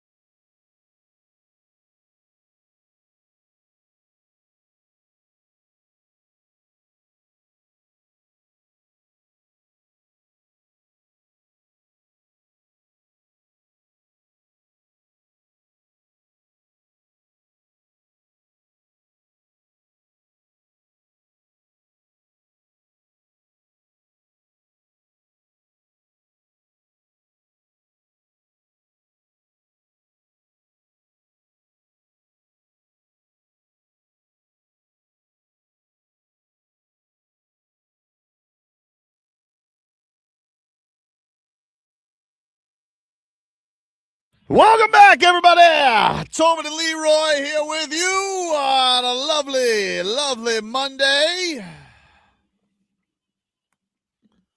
Great day for the Miami Hurricanes to become national champions tonight. We got that game for you right here on your home for the Canes, FM 104.3 WQAM. Joe Zagacki, Don Bailey Jr. with your call there today from Hard Rock Stadium. And What time does that pregame start? That 3 o'clock. national championship pregame, not just any pregame. I mean, we're the pre-game. I think then a hot crowd and Solana are coming in for like an hour, and then It's not even working. Yeah, I mean it's You might as well make it 5-hour stretching. pregame. By the way, speaking of stretching, did you guys see Solana try and do the 40? So I heard. I heard he blew out a groin, a hammy. He was telling. He said he blew out. I think he blew out his hammy trying to beat Crowder, who didn't even look like he was trying. Really, to be honest with you, I don't think. And let me say this, Vlad. I really don't think an average person understands the abilities of a world-class athlete. When you see a world-class athlete that's slow against other world-class athletes, that don't mean he's slow against you. He's just slow against. Yes, other world-class athletes. You know what Correct. I was always amazed by, like the one time I was like, whoa, just about professional athletes was when I watched Hard Knocks and they showed Vince Wilfork just balling out on a basketball court. Dude, our offensive line used to have dunk contests. Did you say like one of your guys was it Jerry Ball or something like that? One of your Jerry Ball was built like a beach ball. He was probably 6'3", 320. Mind you, that's Crowder Right? coming off. That's Crowder. What is he? Less than a year removed from Yeah. 2 broken ankles. Yes. So he would take $100 and put it where the wide receivers lined up. $100. Anybody could get off the line of scrimmage, get this $100. And I watched him in Cleveland and in Minnesota. Nobody got that $100. Nobody. I don't think you want, like, when you see guys measured up against other guys on the field, they all look the same size, but you don't realize how big they are. And I'm gonna tell you, what yard line would I have to run a start at for Malachi Toney to start from the other end zone and hit the other end zone? Where he do can I let you start at the 50? No, he would have to let you start at the 30 just for you to make it close. At the other 30. Yeah. No. So If you you only got to run 30 yards. You got to run 100. you have to run 30 yards. if I run 30, No, I and would he say, runs I would say 50. Nah, he's gonna blow right by Tobin by the 30-yard line, bro. You Nah, gotta he'll Tobin get to something. about he'll get about the 10 or the 5, because by then Tobin will be hyperventilating because he ain't got no oxygen, and Malachi realized that he got to pick it up a little bit. Malachi Toney, when he's just running away from everybody, which has happened, I mean, several times this year, where he's just like, there's Especially a that ball he caught in the middle of the field and just accelerated through it. It's insane. I did that once. Mr. 7. Everybody looked at me like I was crazy. 5-yard line. Dude, I don't think Tobin. If you give Tobin 30 yards, I still don't think he's getting. If I can get through it healthy, I think I need at least like 35, maybe. Dude, I like Solana. I'm afraid I'm gonna blow a hammy, like, because I'm gonna not want to lose to Malachi. Here's the deal. Very embarrassing. Crowder and I know how to run without blowing our hammy. Right. So we ain't gonna. You guys are gonna be so excited and want to get to full maximum speed right away that you're gonna blow something because you ain't never exerted that much energy, right? Solana is already playing the old man's game in pickleball, right? So he's already playing a game that Joe Rose should be playing, and Joe's still playing tennis. Yeah, So- Joe's not going down to pickleball. He's No. in the principle. He's got a body of a 65-year-old woman, man. Come on, man. It's like Agatha playing. But I don't think, but that's the thing. Like, I don't think people really understand. I don't know why Solana ever thought. It's the competitor in him. I get it. I got a question for Leroy, but a caller asked. Leroy, what makes it difficult playing in the snow? For me, I love playing on any surface that somebody coming full speed ahead at you, you could just make a little move and get out of their way, right? So if you had good balance, the field and the running conditions didn't really bother you. The football itself, that's a challenge, because no matter how much you try to, get new footballs come with wax on them, and you try to work that wax off of it. Well, you were texting us about Chubb yesterday, not wearing the gloves. Right.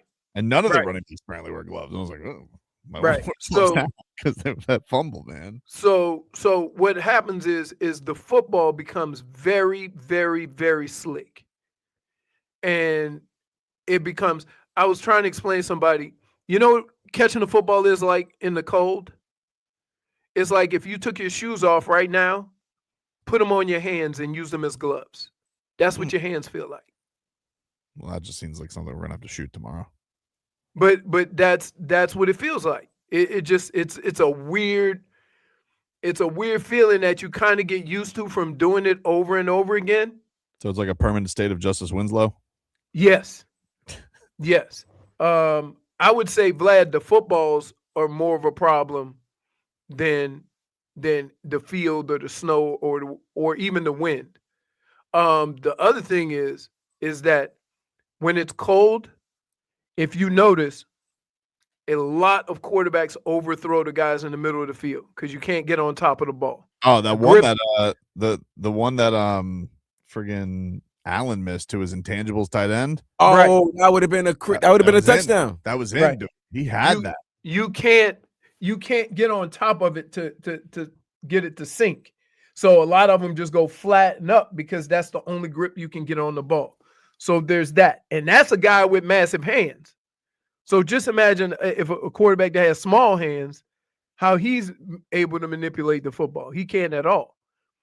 And so that becomes really tough. Kicking is not a problem because they use their own balls. So soon as it's a kicking play, they bring in a ball with a K on it. Mr. 799 says Tobin first and goal and Tony beats him running. Just lick the lips. Nah, dude. Because here, if you don't have no moisturizer, let me tell you, the more you lick your lips, the drier they get. And then they get dry and they start splitting. So the Miami Dolphins today, they are interviewing Patrick Graham, defensive coordinator from the Raiders. They're interviewing Kelvin I don't Shepard. want nobody from the Raiders.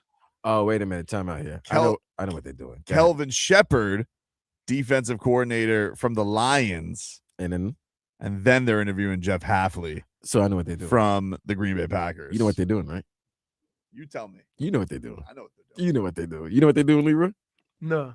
You don't know what they're doing? They're getting in compliance. They get in compliance. Oh, they're making sure they're doing the Rooney Rule so they could say, hey, we did the Rooney Rule, so they can hire the Green Bay defensive coordinator like they want to.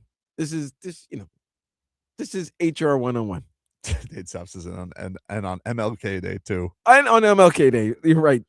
Well, apparently Hafley's got an interview tomorrow in Nashville, but he's he's such a commodity that the Dolphins can't lose.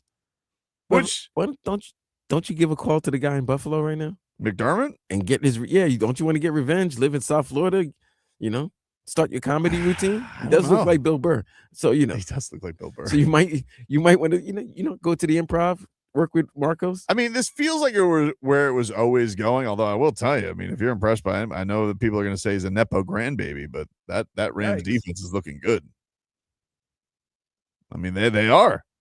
So, I mean, maybe Chris Shula would be the play, but I don't know. It doesn't. It seems like this is all setting up for them to hire Jeff Hafley by dinner time.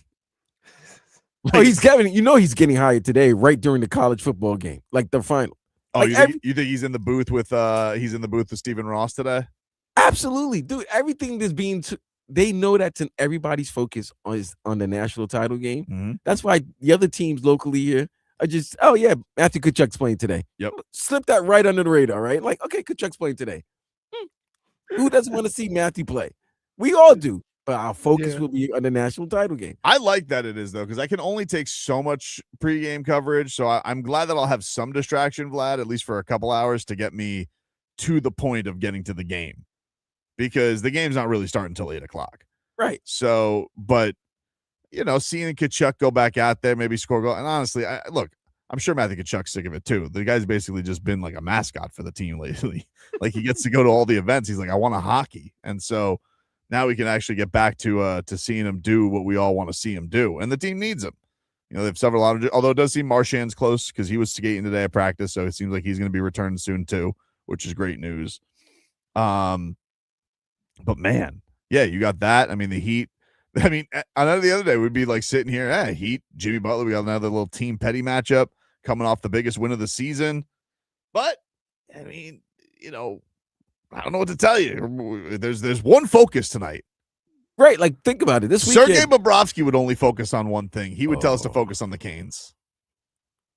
well, you have to focus on Sharks and Kings. Focus. Nah, listen, both teams are coming out of a victory this past weekend. Yep. Saturday, both the Panthers and the Heat won. So you're going into this weekend feeling good. But all those games don't matter except for one. Do you know the Heat are the only the second Eastern Conference team to beat the Thunder this year? Who's the first? The Hornets. Oh my God. Jeez. The Hornets. The Hornets have some weird like they've beaten a lot of the elite West teams this year. The bad teams why are bad teams beating good teams? Washington's beating good teams. Charlotte's Because it's beating good basketball. teams. Somebody could get hot. You know what I mean? That's the crazy thing about basketball is that there's a lot of guys in this league who go 8 for 10 for 3 points. They just don't never do it. And in that one game they decide to do it. It don't matter who it's against. Well, the miracle was in that game, Shai Gilgeous-Alexander got called for his first offensive foul of the season when he elbowed Pella right in the solar plex. And let me tell you something about Pella. He's a rascal. He knows how to sell a hit.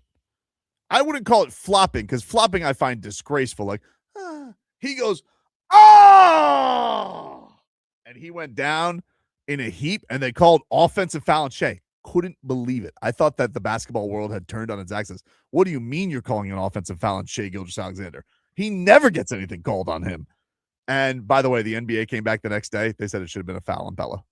He's like, but he does like, first of all, he goes out there, Leroy, he's bleeding 2 minutes into the game. Pella Larson takes an elbow right to the face. Yeah, what's with his face, man? Dude, I don't know. Why does his face always get attacked? Like, I know he's got a big nose. Because he does. Wait. It's like in boxing. What do they say? Don't lead with your chin. He's always putting his face in the mix. His face is always getting hit. Crazy, dude. What a performance. Let's see. Hey, QAM, what's your name? Hey, it's Cliff, man. But I just got a quick question for you. What's up, bro? I'm up in Sebring. In the last couple of games, the playoff games, in the middle of the broadcast, it switched off QAM and went somewhere else, and it went to like different programming. Are you listening on AM or FM? Well, I just go 560 to your the site that's on what's that app? All right, I'm listening on my phone. Go to 104.3 instead of 560, and it won't switch. Well, here's the problem. What?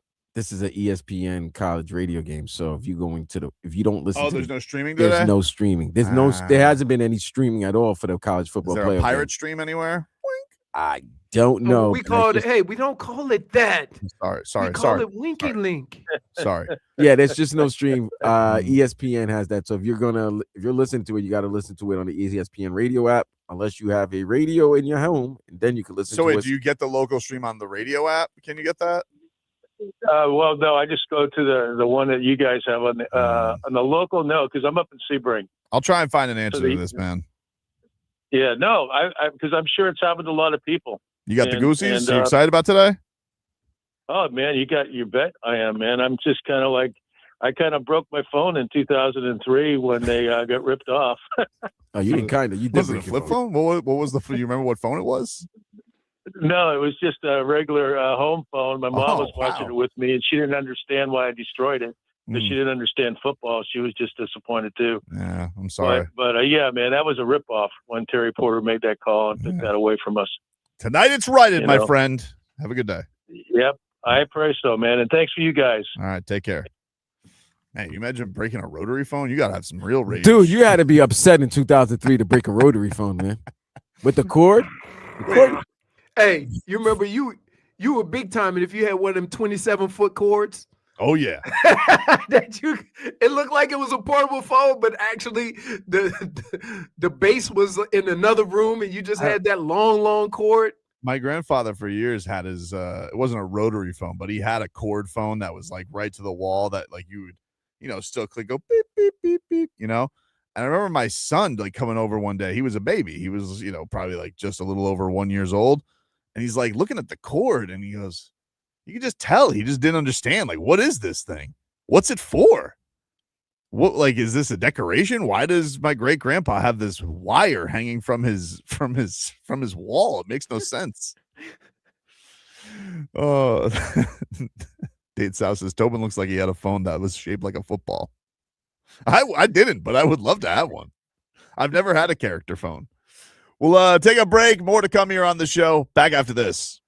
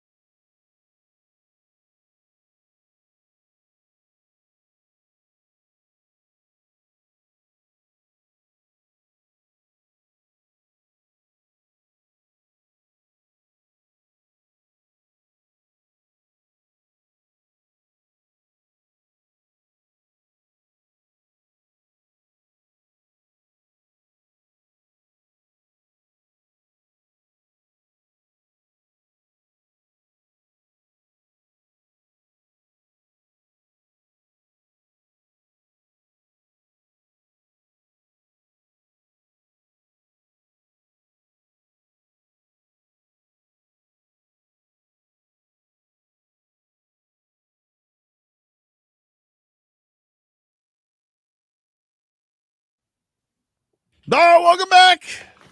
Tobin and Leroy here with you on FM 104.3 WQAM.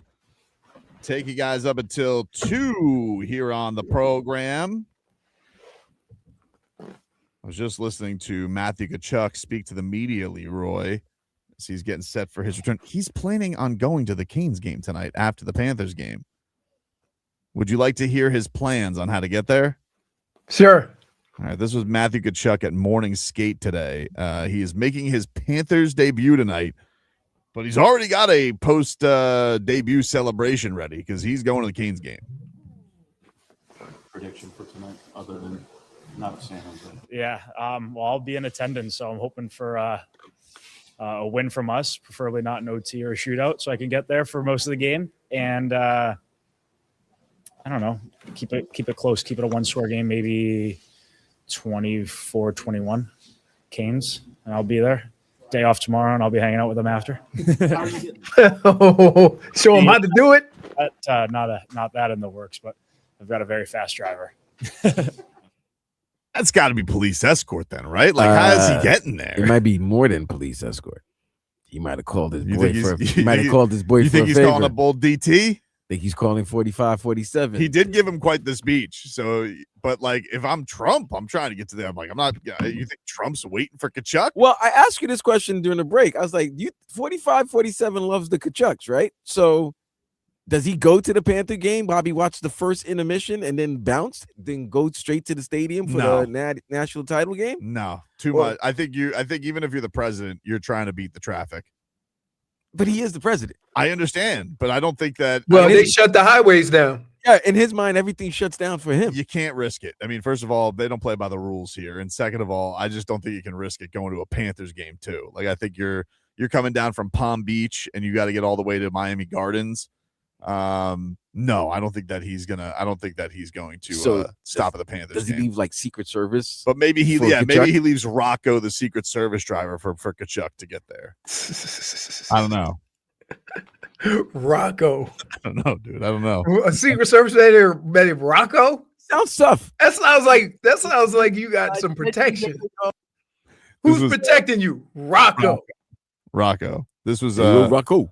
We didn't get to hear any of the speech, but this was with Donald Trump. This is part of the speech at the White House for the Cats. On offense, no one was better than the man the Edmonton Journal named public enemy #1 star forward, Sam Bennett. Where's Sam Bennett?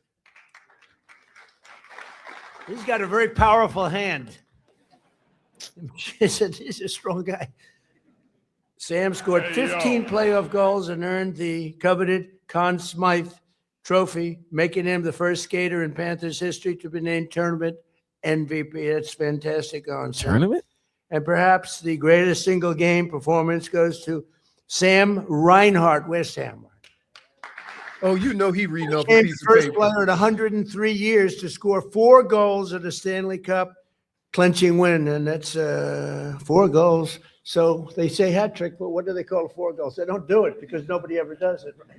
How many people? I've never heard of 4 goals in one Never. game. I once had 4 goals. So did they have a nickname for that one?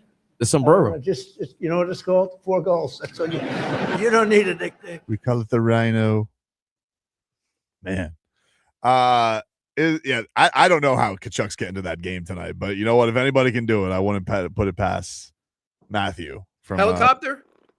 He said he's not taking a helicopter. He said he's got a fast driver. You know, like, yeah, you could think that I would imagine the Violas could helicopter, and, you know, billionaires love helicoptering. So I'm sure he could do that. But I don't know.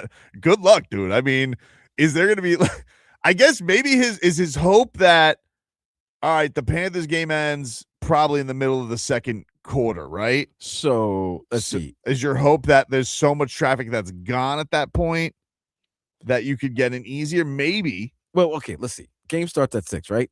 Panther Right. game. Puck drops at 6:10. 6:08, 6:10. Okay. Usually hockey games are 2.5 hours long. Right. Okay. So he's done by 8:30. He's hoping to be done by 8:30. Maybe he's hoping to get to the stadium after all the media responsibilities and all of that. He's probably hoping at best to get to the game before the start of the third quarter. Yeah, if you could get through halftime. If Is you that get a long there, half- so is anybody performing at halftime? Yeah, they are. Who's I don't know, performing? but Do we know? I'll look it up. half times are brutal though, dude. Half times are a long time. They're in they're college. long. I'm It sure it there's is the long. one thing with playoff games and bowl games, if they're big time, it's the most frustrating thing as a player is like your halftime is a half an hour. Just imagine playing hard-nosed physical football and then taking a half an hour break. You almost got to re-stretch and re-warm up. Is that Caliendo doing Trump? Nope. That's the real guy. That was the speech. That's the dude, man. On the defensive side, legendary goalie, he's great. Sergei Bobrovsky, also known as Bob. Well, that's a that's a good concept. That was a good idea.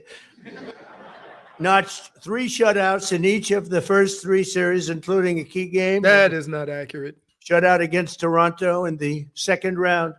Played phenomenal hockey. That didn't come out right? 3 shutouts in the first 3 rounds. Sounds like he got a shutout 3 times and sounds like 9 shutouts. Oh, you're saying time? I don't know. I was distracted by him just learning that. He goes, "Oh, Bob." Oh, that makes sense. So, college football national title halftime show will be both marching bands of both universities, Okay. and there will be a in-stadium DJ Mowski, who's just having a high energy. So there's nobody set. performing? So there's not no big name. Really? performer. No. I'm surprised by that. I am too, because I've heard that during the week, like a lot of great performances been had. What's his name? Flo Rida was performing. Apparently had a great performance to the point people went. Oh, I'm sure the parties tonight are gonna be crazy, dude. I'm well, sure. there is a media party after the game. Is there? Yes. Where at? The JW. Oh, that's where the hotel is. Okay. Yeah. All right. It was a good party yesterday at the yacht. Drinks were afloat. Food was good. Everybody was watching the Bears Rams. Well, Leroy, if you go tonight, what time would you leave if you were gonna go? If you go, because you've decided, you haven't given us a decision on that. But if you did, you would probably you'd leave by what, 6? Yeah, see, no. You got to leave way before that. You got to leave go way tailgate, before that, right? Yeah. You got to go tailgate. 4:30. I would have to pack up my ribs. The first thing I want to see tonight. I'm from bringing my ribs with me. Oh, of course. I can't listen. I ain't gonna lie. I love trying food. Like when I go to tailgates, like when I go up to Cleveland, I go to tailgate, try out one of their little specialty dishes and something. So I get my eat on the way to the game, right? Because it's all over downtown. Mm-hmm. But if I'm going to a tailgate that I'm gonna be at for a whole bunch of hours, so I'm gonna be there like hour and a half, 2 hours, I can't go in there and leave it up to somebody else. Like if I go and visit my boy Dave, I know he can bring it, right? So I won't even have to worry about nothing. But there's some people say come over to my tailgate and you be having them little slider burgers and stuff like that. No. Do you have a parking pass with or are you taking a ride with whoever? No, I'm just get down there. All right, you'll figure it out. I'll figure it out, but I don't know. And the problem is if I have access to go, I would just let my nephew and Fonz go. They would get more out of it than I would. This man just loves it. He loves watching from home. I do. So do I. I do. Now we're gonna be indoors. We're gonna be indoors tonight. Baxter says they're saying no tailgating for the game. Yeah, if you don't have a ticket, you're supposedly not. No, they are. No, you're able to tailgate. You can tailgate. You now? can tailgate now. Yeah, They've alleviated some of the Okay, restrictions, but however, you cannot stay to tailgate once the game. Right. Once the game starts, they're gonna kick you out. They're gonna kick you out. You can't stay to Okay. Well, sneak it in my car, dude. Good luck. Now, Leroy, if Fonz and his friend doesn't want to go, Well, the thing is get that to the birthday boy tomorrow. the thing about it is that it was a weird offer, Mm-hmm. right? And that if I'm not gonna use the tickets or somebody that the guy knows is not gonna use the tickets, He then wants I'm somebody just to know that he's gonna enjoy it. right. I gotcha. We'll take a break. Get to a little mixed bag coming on up as we roll on here on this national championship day here in Miami. We're back after this.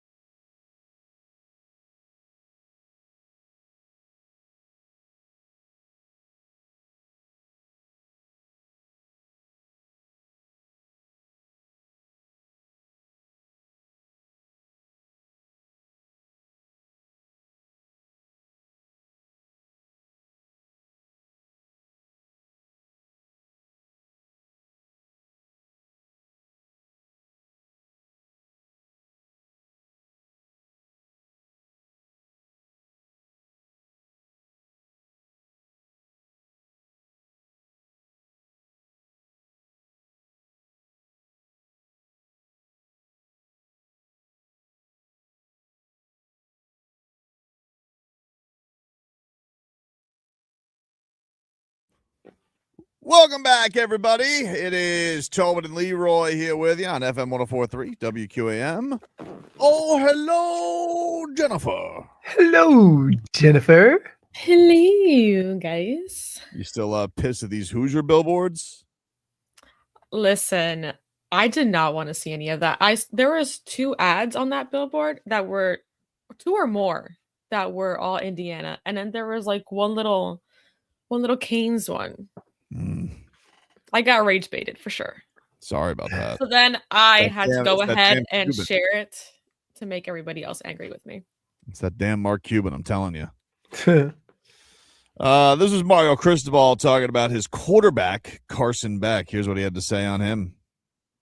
I'm a big believer of Carson Beck, and like him, our entire team on November 1st, 2025 did not have very much positive energy surrounding them. And I think Carson Beck epitomizes the ability to take an adverse situation and turn it into something not only positive, but something that helps one grow and endure and become a stronger and better version of themselves. I think he's the most experienced player in the college football playoffs. And I think that since the day he arrived, and this shows again how savvy and how experienced he is, he couldn't participate in spring ball, but yet every walkthrough, every meeting, anything post-practice, pre-practice, anything outside of football, he was very much spearheading gatherings, opportunities to galvanize the entire team so that they understood and knew not only did he know what he was doing and that he was a high-level player, but that he was willing to do anything for the team. And that's his only concern. He's not caught up in personal accolades or awards. He wants to win, and he's willing to do anything to win. Wow. Well, got it coming up tonight. The big opportunity here for Carson Beck, who had a lot of people kicking dirt on his name. I mean, it's the ebbs and flows of a season. Everybody doesn't get the Indiana season, right?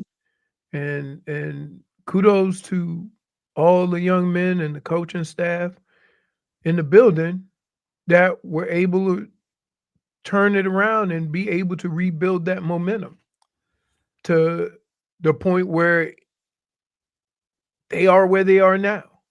Like, that doesn't happen. Like, I mean, I give you a perfect example. Remember when the Eagles started off 10-1 a couple of years ago? Was it last year or 2 years ago? 2 years. 2 years ago. They started off 10-1, and everybody said it was the best team in the league. And then they start going sideways, and they could never turn it around. And then they lost early in the playoffs.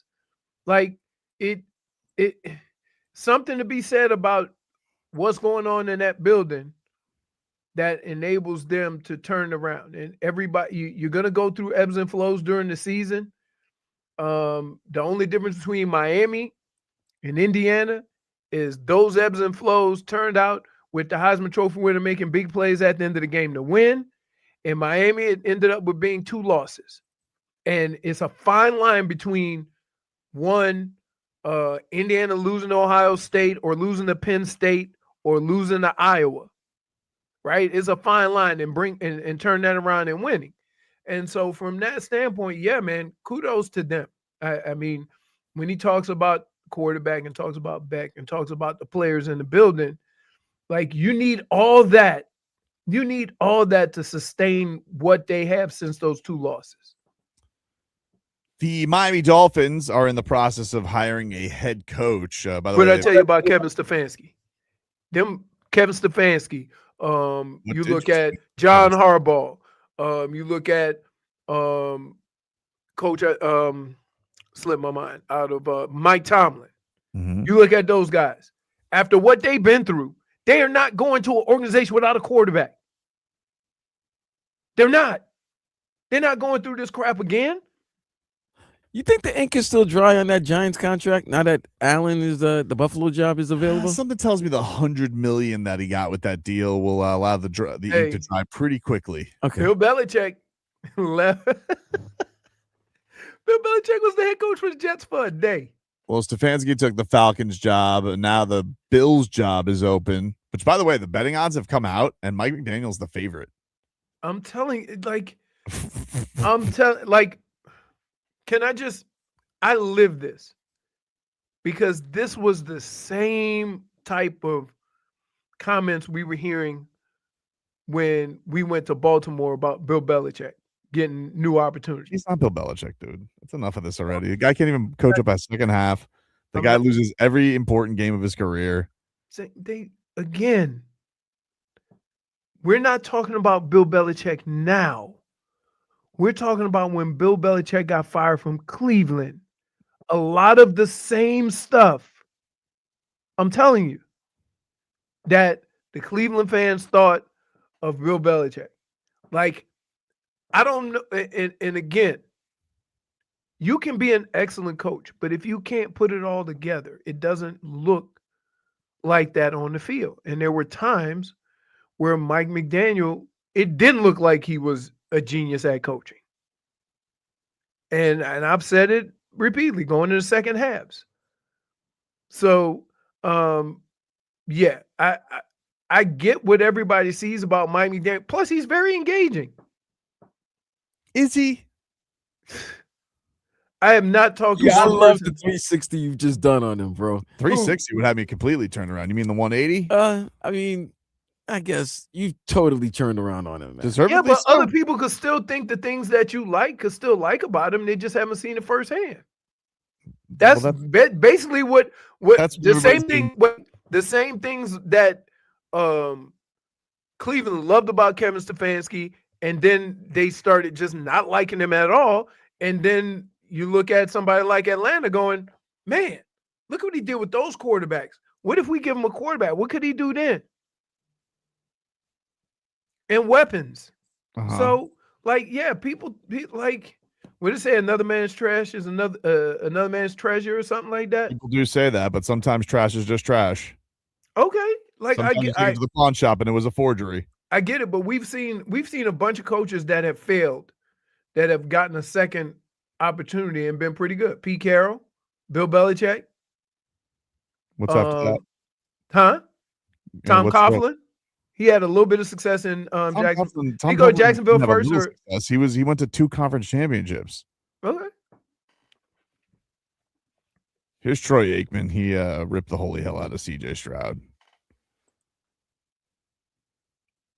But I will say this, Joe, D'Amico Ryans and Nick Caserio, they've got some tough decisions they've got to make about this team on the offensive side of the ball. You know, they replaced Bobby Slowick last year after his 2 years as the offensive coordinator. CJ Stroud has been chasing his rookie success for the last 2 years. He's not been the same player. We've not seen the development from him. There's a reason for that, and it has to be addressed. Here's Bryant. Wow. All right. Troy Aikman's letting it fly this year, man. Good. I mean, congratulations.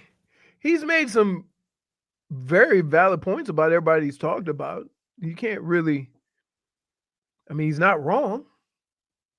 Nobody's saying he's wrong. I'm just saying that he's been on one with his critiques. Listen, it got him I don't know if it got him the Dolphins coordinator job. Maybe he had the consultant job. Maybe he had that beforehand. Who knows how the timeline runs up?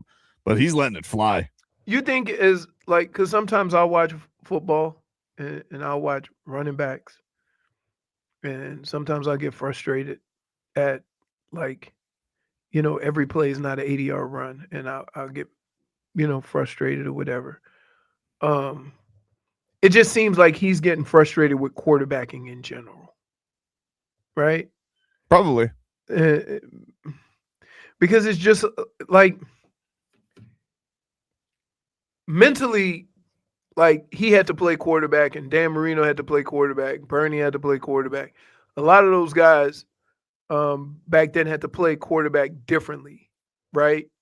And now we talk so much about their gifts, about the ability to throw, the ability to run, the ability to extend plays, that we sometimes don't talk about their actual ability to quarterback.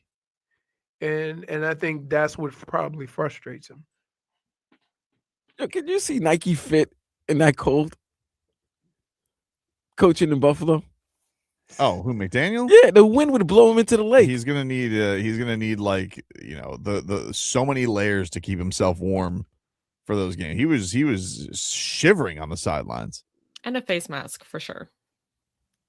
He's definitely taking vape hits. Dade South says if McDaniel goes to Buffalo, he might have to be at elbow room with the fans.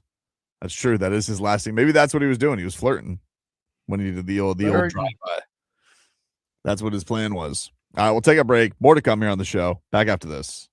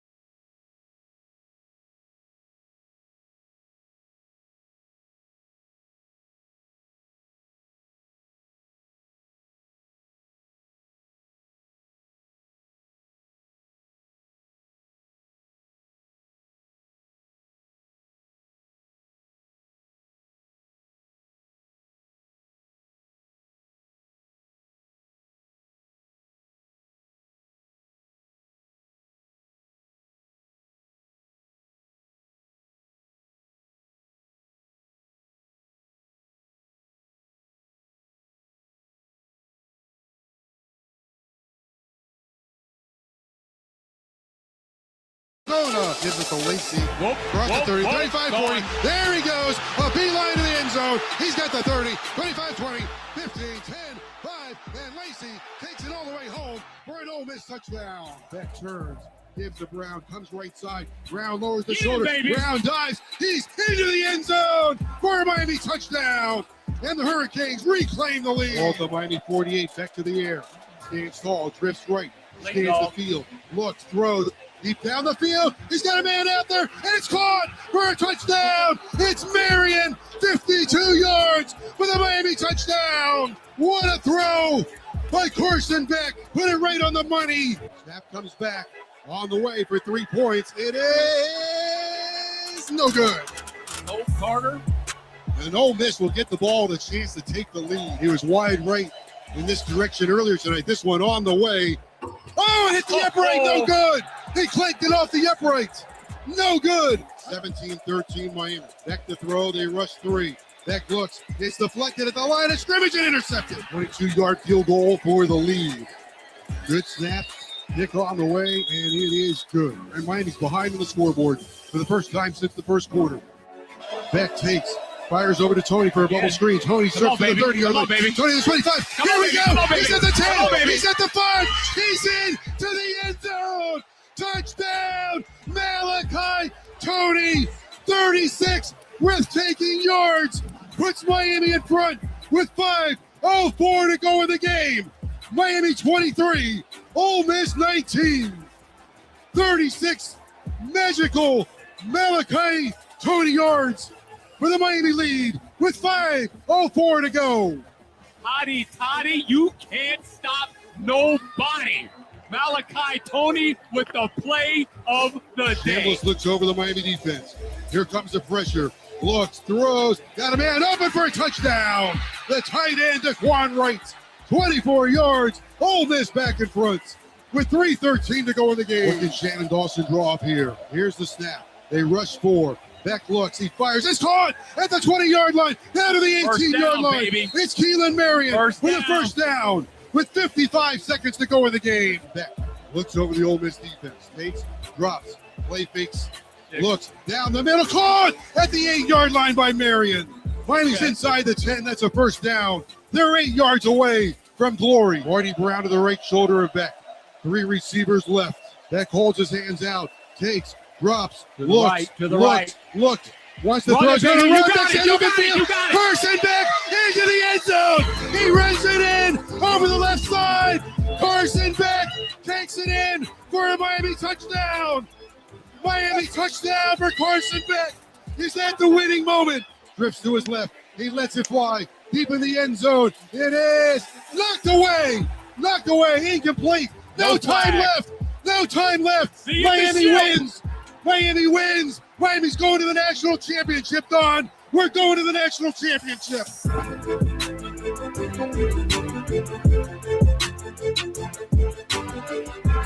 Getting closer. Miami Hurricanes, Indiana Hoosiers from Hard Rock Stadium coming at you later on tonight as the national championship will take place. And we will see if the Miami Hurricanes can officially finish their journey to glory and get their 6th national championship tonight against Miami's own Fernando Mendoza, the Indiana Hoosiers, who are basically just coached by a scowl. He is. Holy smokes. Well, he learned from the best. Sure.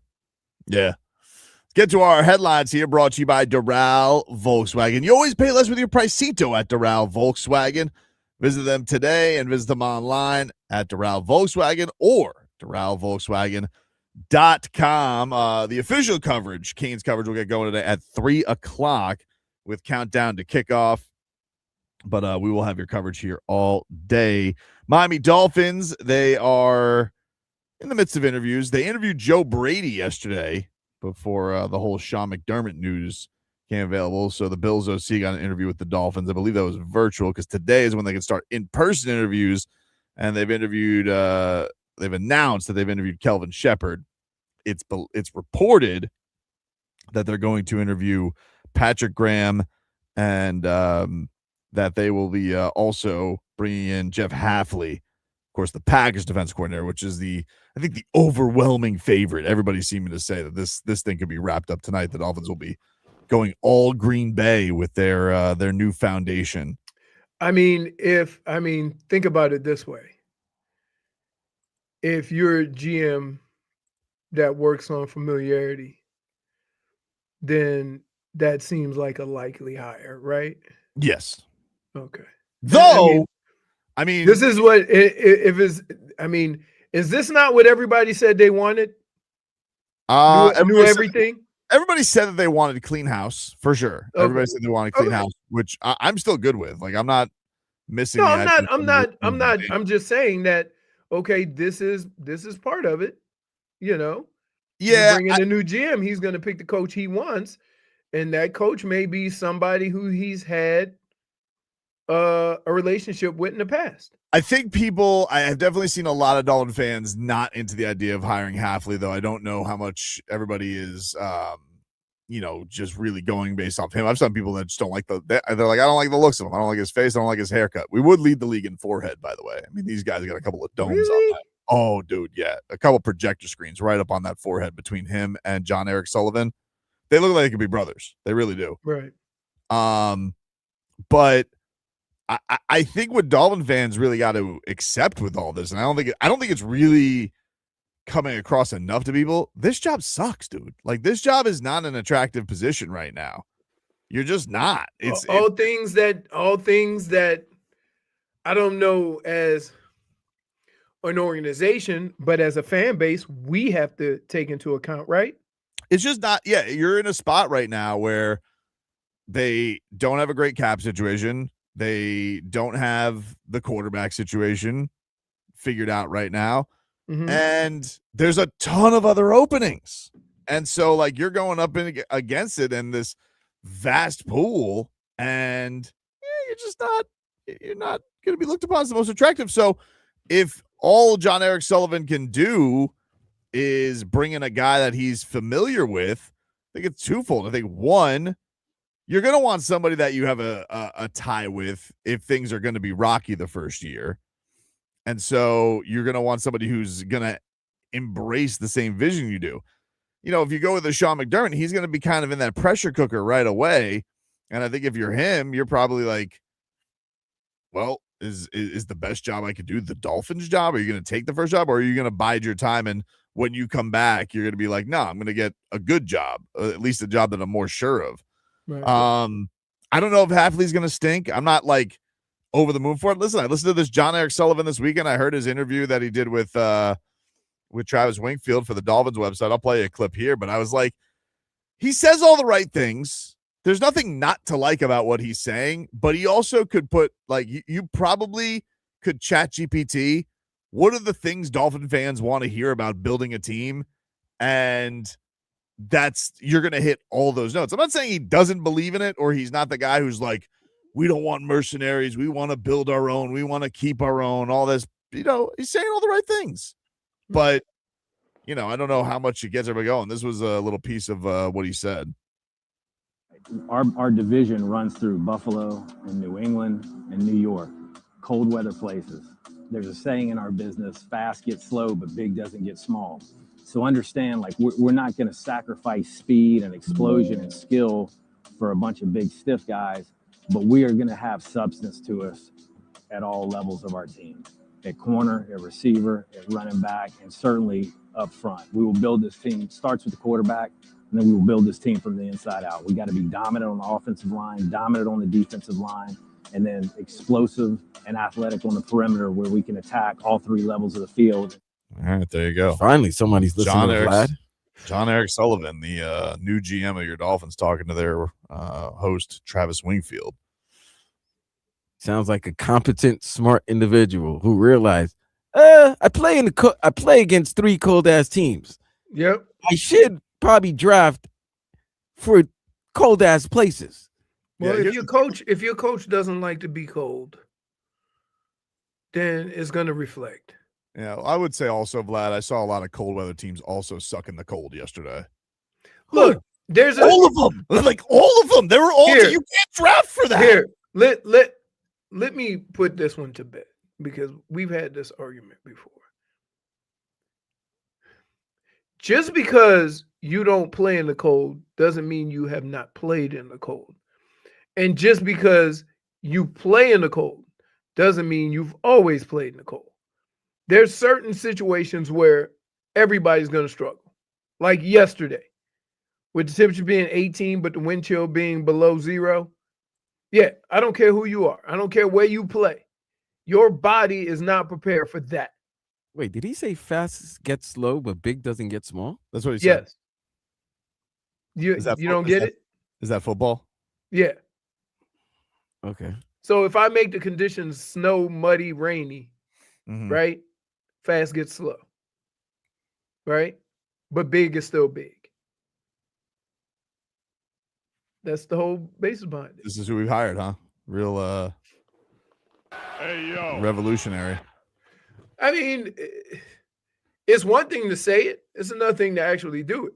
Yeah, I mean, it was the same thing when I saw the clip about like, oh, we're gonna draft our own, we're gonna keep our own. We don't want a team full of mercenaries. I'm like, didn't your guys just trade like 2 first-round picks for Micah Parsons? Like, like what are you talking about? You'll do it except for that one time. Except for that one time, you did it. Like, what are you talking about, dude? Like, you guys just made the biggest splash of the off season.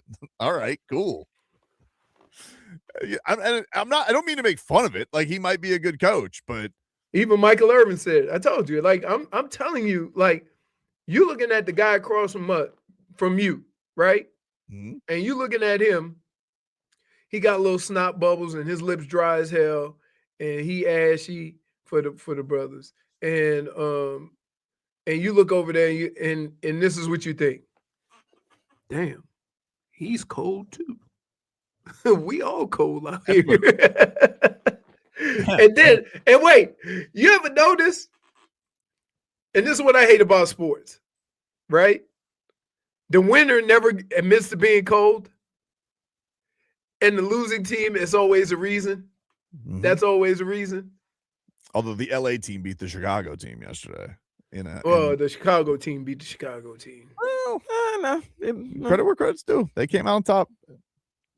That's a good Rams team, man. No, I know. I'm not disputing that, but however, we had some young quarterbacks treating the ball very willy-nilly yesterday. Dave Dolphin Kane says, mass kicks ass, fast gets frozen. See, that makes sense. Yeah. Yeah, I like that. It's a point. There's a point. Point for YouTuber. Nobody want to hear that, though. Man, when we played in that cold weather, we was cold. I've told you that. Like, it's cold. And you just deal with it how you deal with it.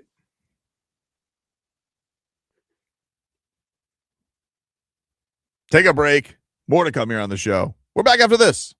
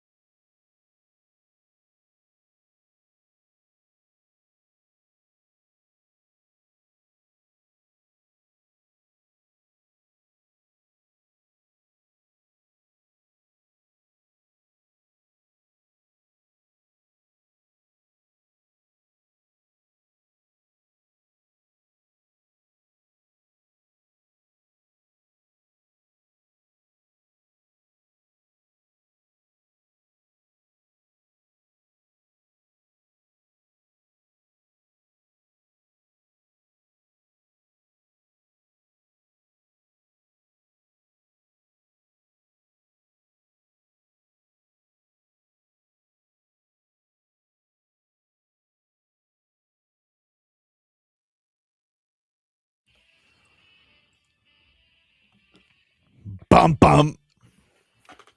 15 minutes of heat brought to you by Doral Kia. You always pay less with your Pricito at Doral Kia. Visit us at Doral Kia or DoralKia.com. Your heat also in action tonight. They take on the Golden State Warriors at 10 o'clock. You can hear that on AM 560, I assume. I don't even know where everything is. I can't keep up today, Vlad. So, where is everything on our radio? Heat will be on AM 560. All right. Panthers will be on HD2. Really? They're going to be over by then. I'm not the one who makes the schedule. Whatever. Bro. Yeah, you're right. Whatever. And the Miami Hurricanes versus Indiana Hoosiers national title game will be heard on 104.3 FM. There you go. So that is your lineup for today. 8:45 preheat. Solana and Tommy Tig will get you set for all the action from whatever the hell they play. What is it? Chase Center over there? Yes, it is. Chase Center in San Francisco. In San Francisco, as Jimmy Butler expected to be back. He missed the last game for personal reasons. Of course. We don't know what happened. Let's say, we never know. We don't know what happened. Listen, I'm not questioning the reasons. I'm just looking at past history. And when you say Jimmy Butler missed a game, I'm just going by that. He's been very available this year. One person who's not is Tyler Herro. He's hurt again. Holy smoke. He did not travel with the team to the West Coast. Put his ass in bubble wrap. Or maybe it's because they're getting him ready. Fragile. I mean, getting ready for what? Trade him. You think a lot of people are signing up for a guy who can't stay on the court like that? With the You were with John Morant. Oh, that's different, dude. I mean, John No, Morant. it's not. John Morant's holding out. It's different. John Morant's out here. What about all the other years he's missed games? He's been itching to play. He's been hurt. He gets hurt every year. Dings and little things here. Tyler gets major injuries. Tyler's missed like 2 chunks of 4 weeks already, and now he's about to head for another one. Tyler Herro hasn't played 20 games this year. That's all you need to know. He's played 11 games this year. Right. That's not 20. 11. That's still not 20. Which 11. means that, yes, that's. No, you're right, but it almost feels like you gave it too. Like you almost. I gave him too much of a break. Yeah, you like made it seem 19. like he's played 18. No, he's not played. He hasn't played 15 games this year. 11 games. 11. And we already in the new year. Yep. What's your New Year's resolution? His New Year's resolution was same as every year. Not be available. No, it's had to have been, for his personal perspective, a nightmare season. Because that's the one thing. You couldn't have a season where you're like, oh, Pat Riley called me fragile, and I played 70-plus games, and I came back, and now I'm off all the time. And the thing that's a pain in the ass about it is, like, every time he comes back, it's like they go through some type of, You know why? Because most coaches wouldn't put Tyler in the starting lineup, and Spo is. I don't think that's true. Like, most people are going to put one of their top scorers is going to go back to the starting lineup most of the time. But this is one of those where, like, I don't know how many, like, can he just not get through a season? Now is it like is it too many minutes is going to leave him open for, I don't know. But I will say, Kasparas Giacochonis. Oh my goodness, will you stop? Why? Why do I have to stop? Well, I'm not allowed to be excited about a player? Sure. Doesn't sound like it. It sounds like you're promoting it. But he could play tonight and you change your mind tomorrow. That's my point. Why would I change my mind? Because that's what you do. No, I don't. You were big on Boy Wonder. I was big on Boy Wonder when he was putting up 37 as a rookie in the Eastern Conference Finals. Yeah, that's a long time. It was a very impressive performance. It was a long time ago. Also a long time ago. A long time ago.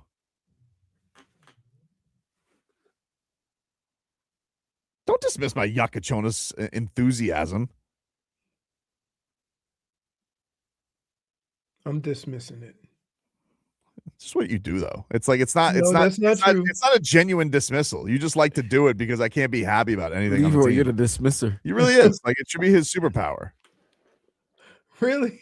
You would call me a dismisser, but you don't never say that sometimes you go over the top.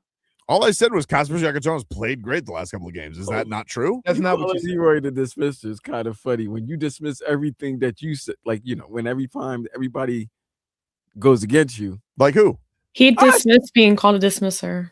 Oh, Yeah. We all every time we counter your argument with valid, concise reasoning. I would already dismiss your You claim see? of that. You dismiss. That's already going a bit far. All I got to go back to John Morant from last week. We got to have a victims group after the show, thanks to you. We do. Who has been personally victimized by Brendan Tobin? We all got to see Dr. Melfi after a show with you.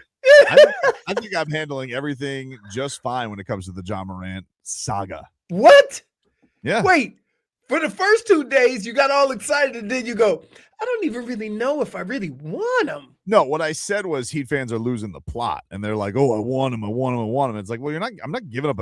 I never said I'm giving up the farm for John Morant, and I don't care like what things you want to claim I said about it. I never said you go all in to get John Morant. No, I didn't. No, I didn't say you said that.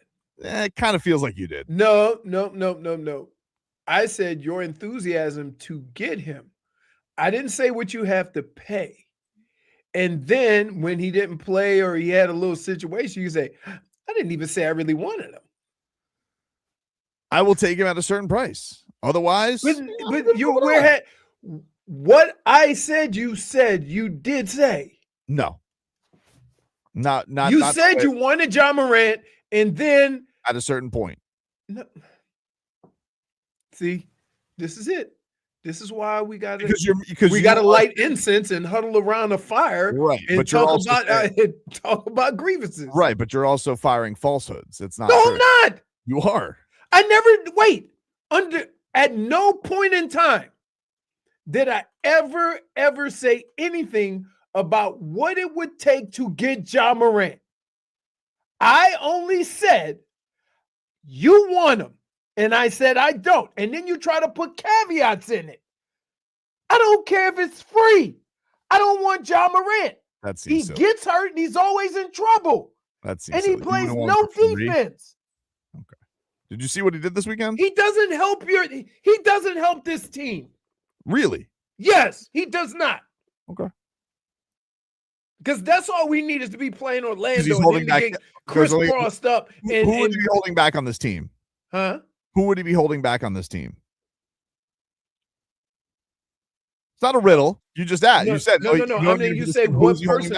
No. I said this. This is what I said. Not that he'd be holding somebody else back. Well, that's why I said he does not make the Miami Heat as currently constructed better. Why? What do you mean why? Yeah, why? Give me a reason. Why doesn't it make him better? A team that you're always complaining about doesn't have a go-to guy, doesn't have an alpha, doesn't have any of that stuff. Explain to me why you don't think it would be beneficial for free. If you're telling me today I could get him for Simone, Terry Rozier, and a pick swap. Yeah. You're telling me today it doesn't benefit the Heat. Explain why. It doesn't. It doesn't, because I think some of the problems you see with Tyler, you're still going to have the same problems, except his name's going to be Ja. He gets banged up. He's tiny. He's going to get crossed up on defense, right? Same situations. And guess what? His scoring has dropped from year to year to year based on his injuries, how much he plays, or all the trouble he's been in off the court. There. It's not a matter of making somebody better or worse. Here's the thing, though. You've just listed some things that are counter that are issues for him, but they're also issues for the Heat. Are you saying that you don't think he's a better player than Tyler Herro? It's hard to compare players. Do you think he's better than Tyler Herro or not? How many games did they both play? This matters. It matters. You think he's better than Tyler Yes, Herro? he doesn't play though. What do you? This is what I don't understand about you. You're comparing two guys and neither one of them play. How does that help the Heat if neither one of them are playing? One guy's holding out. He's making a stink with his team. But in the years past, he's been out a lot. You want to sign up for that? I wouldn't want to not sign up for See what I mean? See how it answers the question? The question is yes or no. For a reasonable trade. Right. I agreed with him. It's like, you don't want to. I kind of confirmed. I said, yeah, for a reasonable trade, I would. No, but I hate to have to twist your arm. You're like, he doesn't help the Heat. I have to twist your arm. Let me see if I get this straight. If it's cheap enough, I'll buy the car with 3 wheels. He's got all his wheels. You know, did you see what he did in London? I just picked the issue. I just picked an issue. No AC would be more reasonable. Okay, no AC then. I got windows to roll down. You see what I mean? See, I'm ready to. You know, lad, go get a hookah. We're gonna sit around that thing, a hookah or whatever. You told me go get a hookah. You did it again. Oh my God, Leroy. Leroy. Tell me the money. Tell me the money. Clip a hookah. Tell me the money. So when you tell Peaches, A hookah. what are you go get a hookah? I'm gonna get some incense, and we gonna sit around with the little things and say, "That damn Tobin." Yes, because like even when you give an answer, you don't give a full answer. You give a partial answer so you can have an escape clause. Mm-hmm. So like I explained to you why I didn't want him, and I say, "So you want him for No, right I know price." why you don't. You don't say yes. Yeah, I know why you don't want him. Why? Because I want him. That's why you don't. Want him. No. That's why. No. If the problems here in the last few years, the problems that have plagued this team are guys that they've depended on not playing basketball. Why would I risk signing somebody else up for that? Why? Why would I sign trade whatever? Why would I trade for somebody who I would have the same questions about? You wouldn't let me get excited about Ajatre. You won't let me get excited for Kaspers Yakachonis. You know, it's like I can't be happy with who's here. I can't be happy with who's not here. This is what you've decided. Listen. Thankfully, Leroy and I can agree on one thing. The best dry cleaning in all of South Florida, ladies and gentlemen. And that's our friends over at A&T Dry Cleaners. The owner is Ara. That's our guy. Ara knows. He hears our arguments all the time. And he goes, you know what you guys need? Great dry cleaning. That's why we call or text him whenever we need him. 954-610-9383. That's 954-610-9383. They have been around for 40 years. They're family owned and run. Our guy Ara does the day-to-day stuff. Mama does it. The seamstress work. She's on site. They service all of South Florida, Dade, Broward, and Southern Palm Beach County, and they can pick up and drop off your clothes. And guess what? Ara's a fan of the show.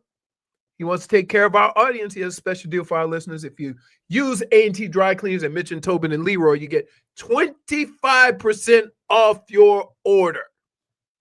Pretty damn good. Pretty damn good. So once you use A&T Dry Cleaners, you're never going to want to launder your own clothes again.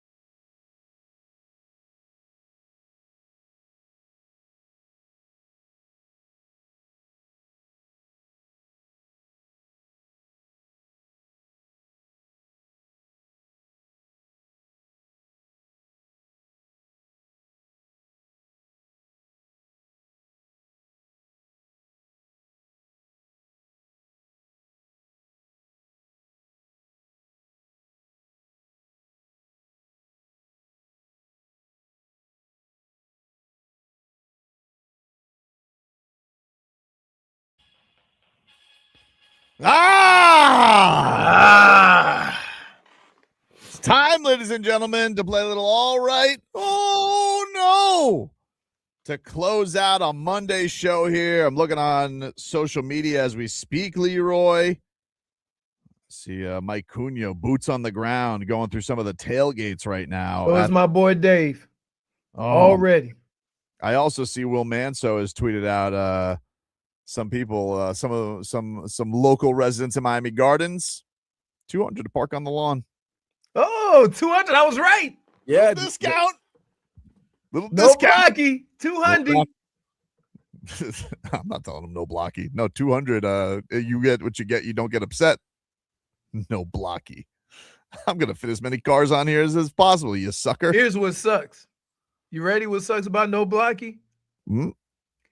If whoever's behind you ain't ready to leave the game, your ass can't leave the game, but you don't know till you get to your car. I'm not guaranteeing anything, dude. Oh, no blocky. That looks like I can fit another car Pay there. extra for no blocky then. Huh? Yeah, 300 Yeah, for no extra. blocky. Yeah, exactly. 300 for no blocky. Still $400 less. Still Think about bargain. that. You complain about spending $300 for no blocky, and that's $400 cheaper than the parking lot. My all right goes to Michael Irvin because this speech that he gave for the Canes hype video was Goosies galore. If you missed it, we played this earlier in the show, but here was Michael Irvin. Keep talking about the past, the rings, the glory, the legends. But let me tell you something right now. These aren't the old days. These are your days, and they are here right now. That history, that standard, that's not a memory, that's a challenge. We're back where we belong, playing for a national championship in our backyard, our streets, our city. We're playing for Miami. You never doubted, you never questioned, because there's no single path to greatness, but the road you took led you to one place, home. This is your moment, your brotherhood, your standard to set. You're not chasing history, you're writing your own. I can feel it coming in the air tonight. Hold on. Good God. Goosies galore. Hey. Wow. You know what's funny? Silly. There's always one guy that gets super hyped up Mm-hmm. and then go in the game and get knocked out. Well, That won't be him. That It's would like, be it's football. head on a swivel. Head on the swivel. My oh no. He goes to the Buffalo Bills. Stop crying, dude. Well, you know what? Oh, no. You guys have made the playoffs. You've gotten playoff wins. That's sadness. Sick of them. I'm sick of these bastard Patriots getting willy-nilly passes all the time. But this boo-hooing all over the place. And Dawkins, dude. Come on, man. You can't cry too. If Josh Allen's going to cry, you got one crier. You can't cry because he's crying. He's what? He said what? Oh, no. He said he let you guys down, Dion.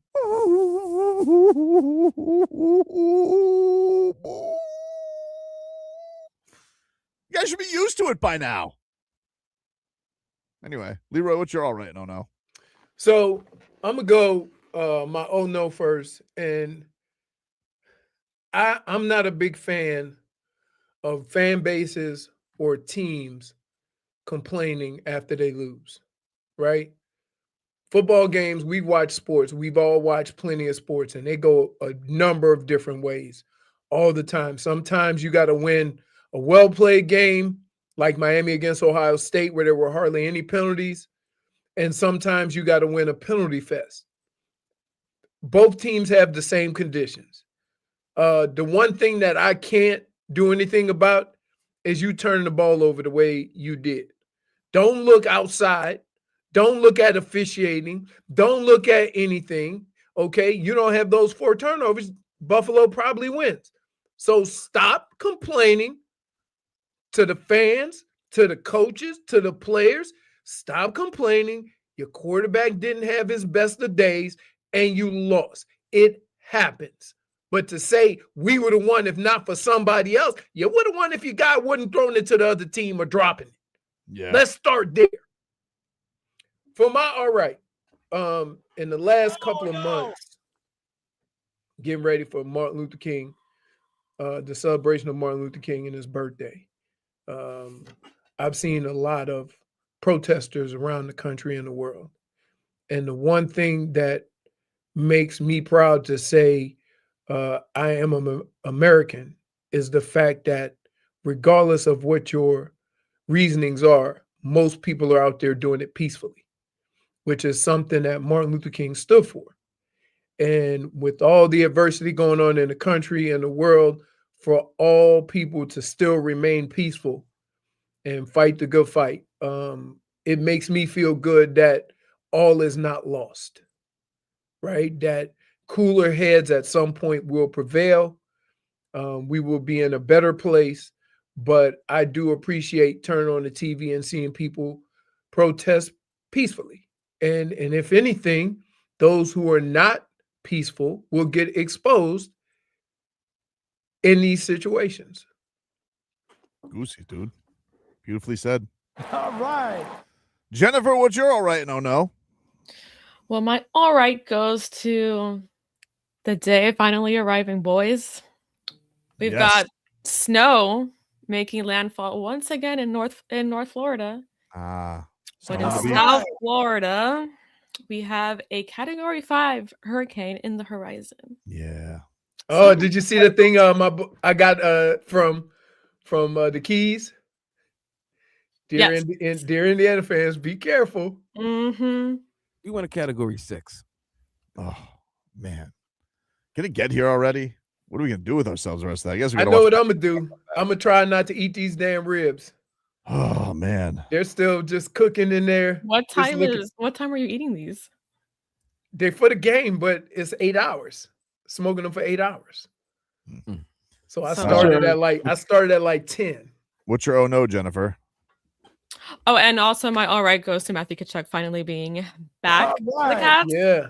And good luck on your drive to the game tonight, Matthew. Exactly. The Canes game. Correct. I actually really I hope it's documented how he gets to the game because I would love to see how he pulled it off. That could be a 20 for 20, right? Like just certain situations that people put themselves in to do something. Him getting to that game. It's going to be something. Adrenaline. Yeah. My oh no is going to go quickly to Bo Nix and his season-ending ankle injury. That sucks. Oh, that really does suck. You know, right when you're going to go ahead and celebrate your win, season-ending injury. My oh no also goes to people who are sadder about Josh Allen stinking than Bo Nix's season ending. Like, he has a chance to play for the Super Bowl, and it's taken away from him. And we're worried about Josh Allen's feelings. No, for real. Man. I don't give a bleep about feelings. Like, you lost me with your feelings when, like, in years past, when he didn't get the ball and they lost and he had a great game against Patrick Mahomes, I could see that. Like, damn, I didn't even get a chance, right? But here, no, you can't turn the ball over 4 times and complain about the game. You can't. You can't do it. Vlad, what's your all right and oh no today? My all right is the college football national championship fan fest, the things that they did, the events that they had this past weekend. It's been unbelievable. It was really fun. It was great. Shout out to all the people that came down there, even the Indiana fans who are the ops today, but they were friendly people. So yeah, my oh no goes to whatever Rueben Bain's going to do to Fernando Mendoza. And my oh no goes to the college football committee for not getting me a credential. That stinks. Very stingy this year. They very, very, very stingy. Shout out to Frog Boy. He got a credential. He's got a credential? Yes. Yeah, he did. Yes. He was telling us. He got a credential. What a mistake. But, the actual, the reporters, the guys that actually. The guy who wears the hat that says press on it got a And the credential. guy that had a blow up camera. Yeah, that guy.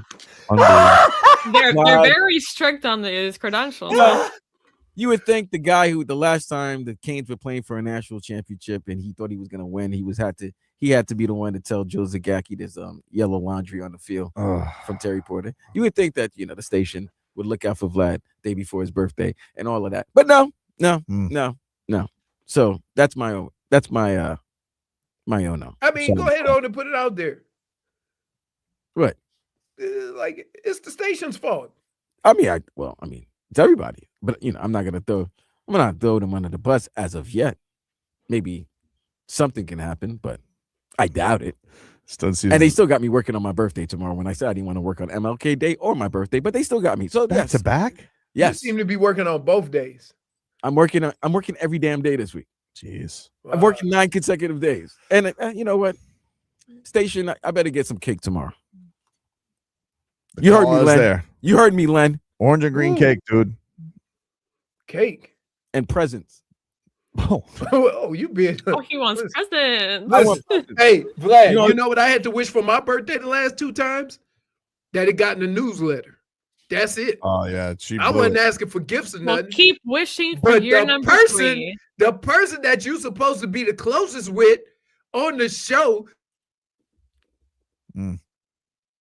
Oh, wow. She Stay muted on the you, Leroy. list. That's not right. That's not right. That's messed up. That's messed up, Jennifer. Yeah. She's it? muting Leroy. That's tough, man. Well, that's our show, everybody. Time to get geared up for this Canes game.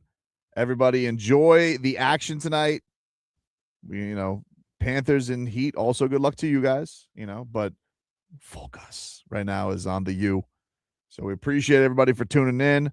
Hockman, Crowder, Solana coming your way for the next hour, and then countdown to kickoff begins at 3 p.m. as we get you set for this national championship tonight. Go Canes! And we will talk to you rascals tomorrow.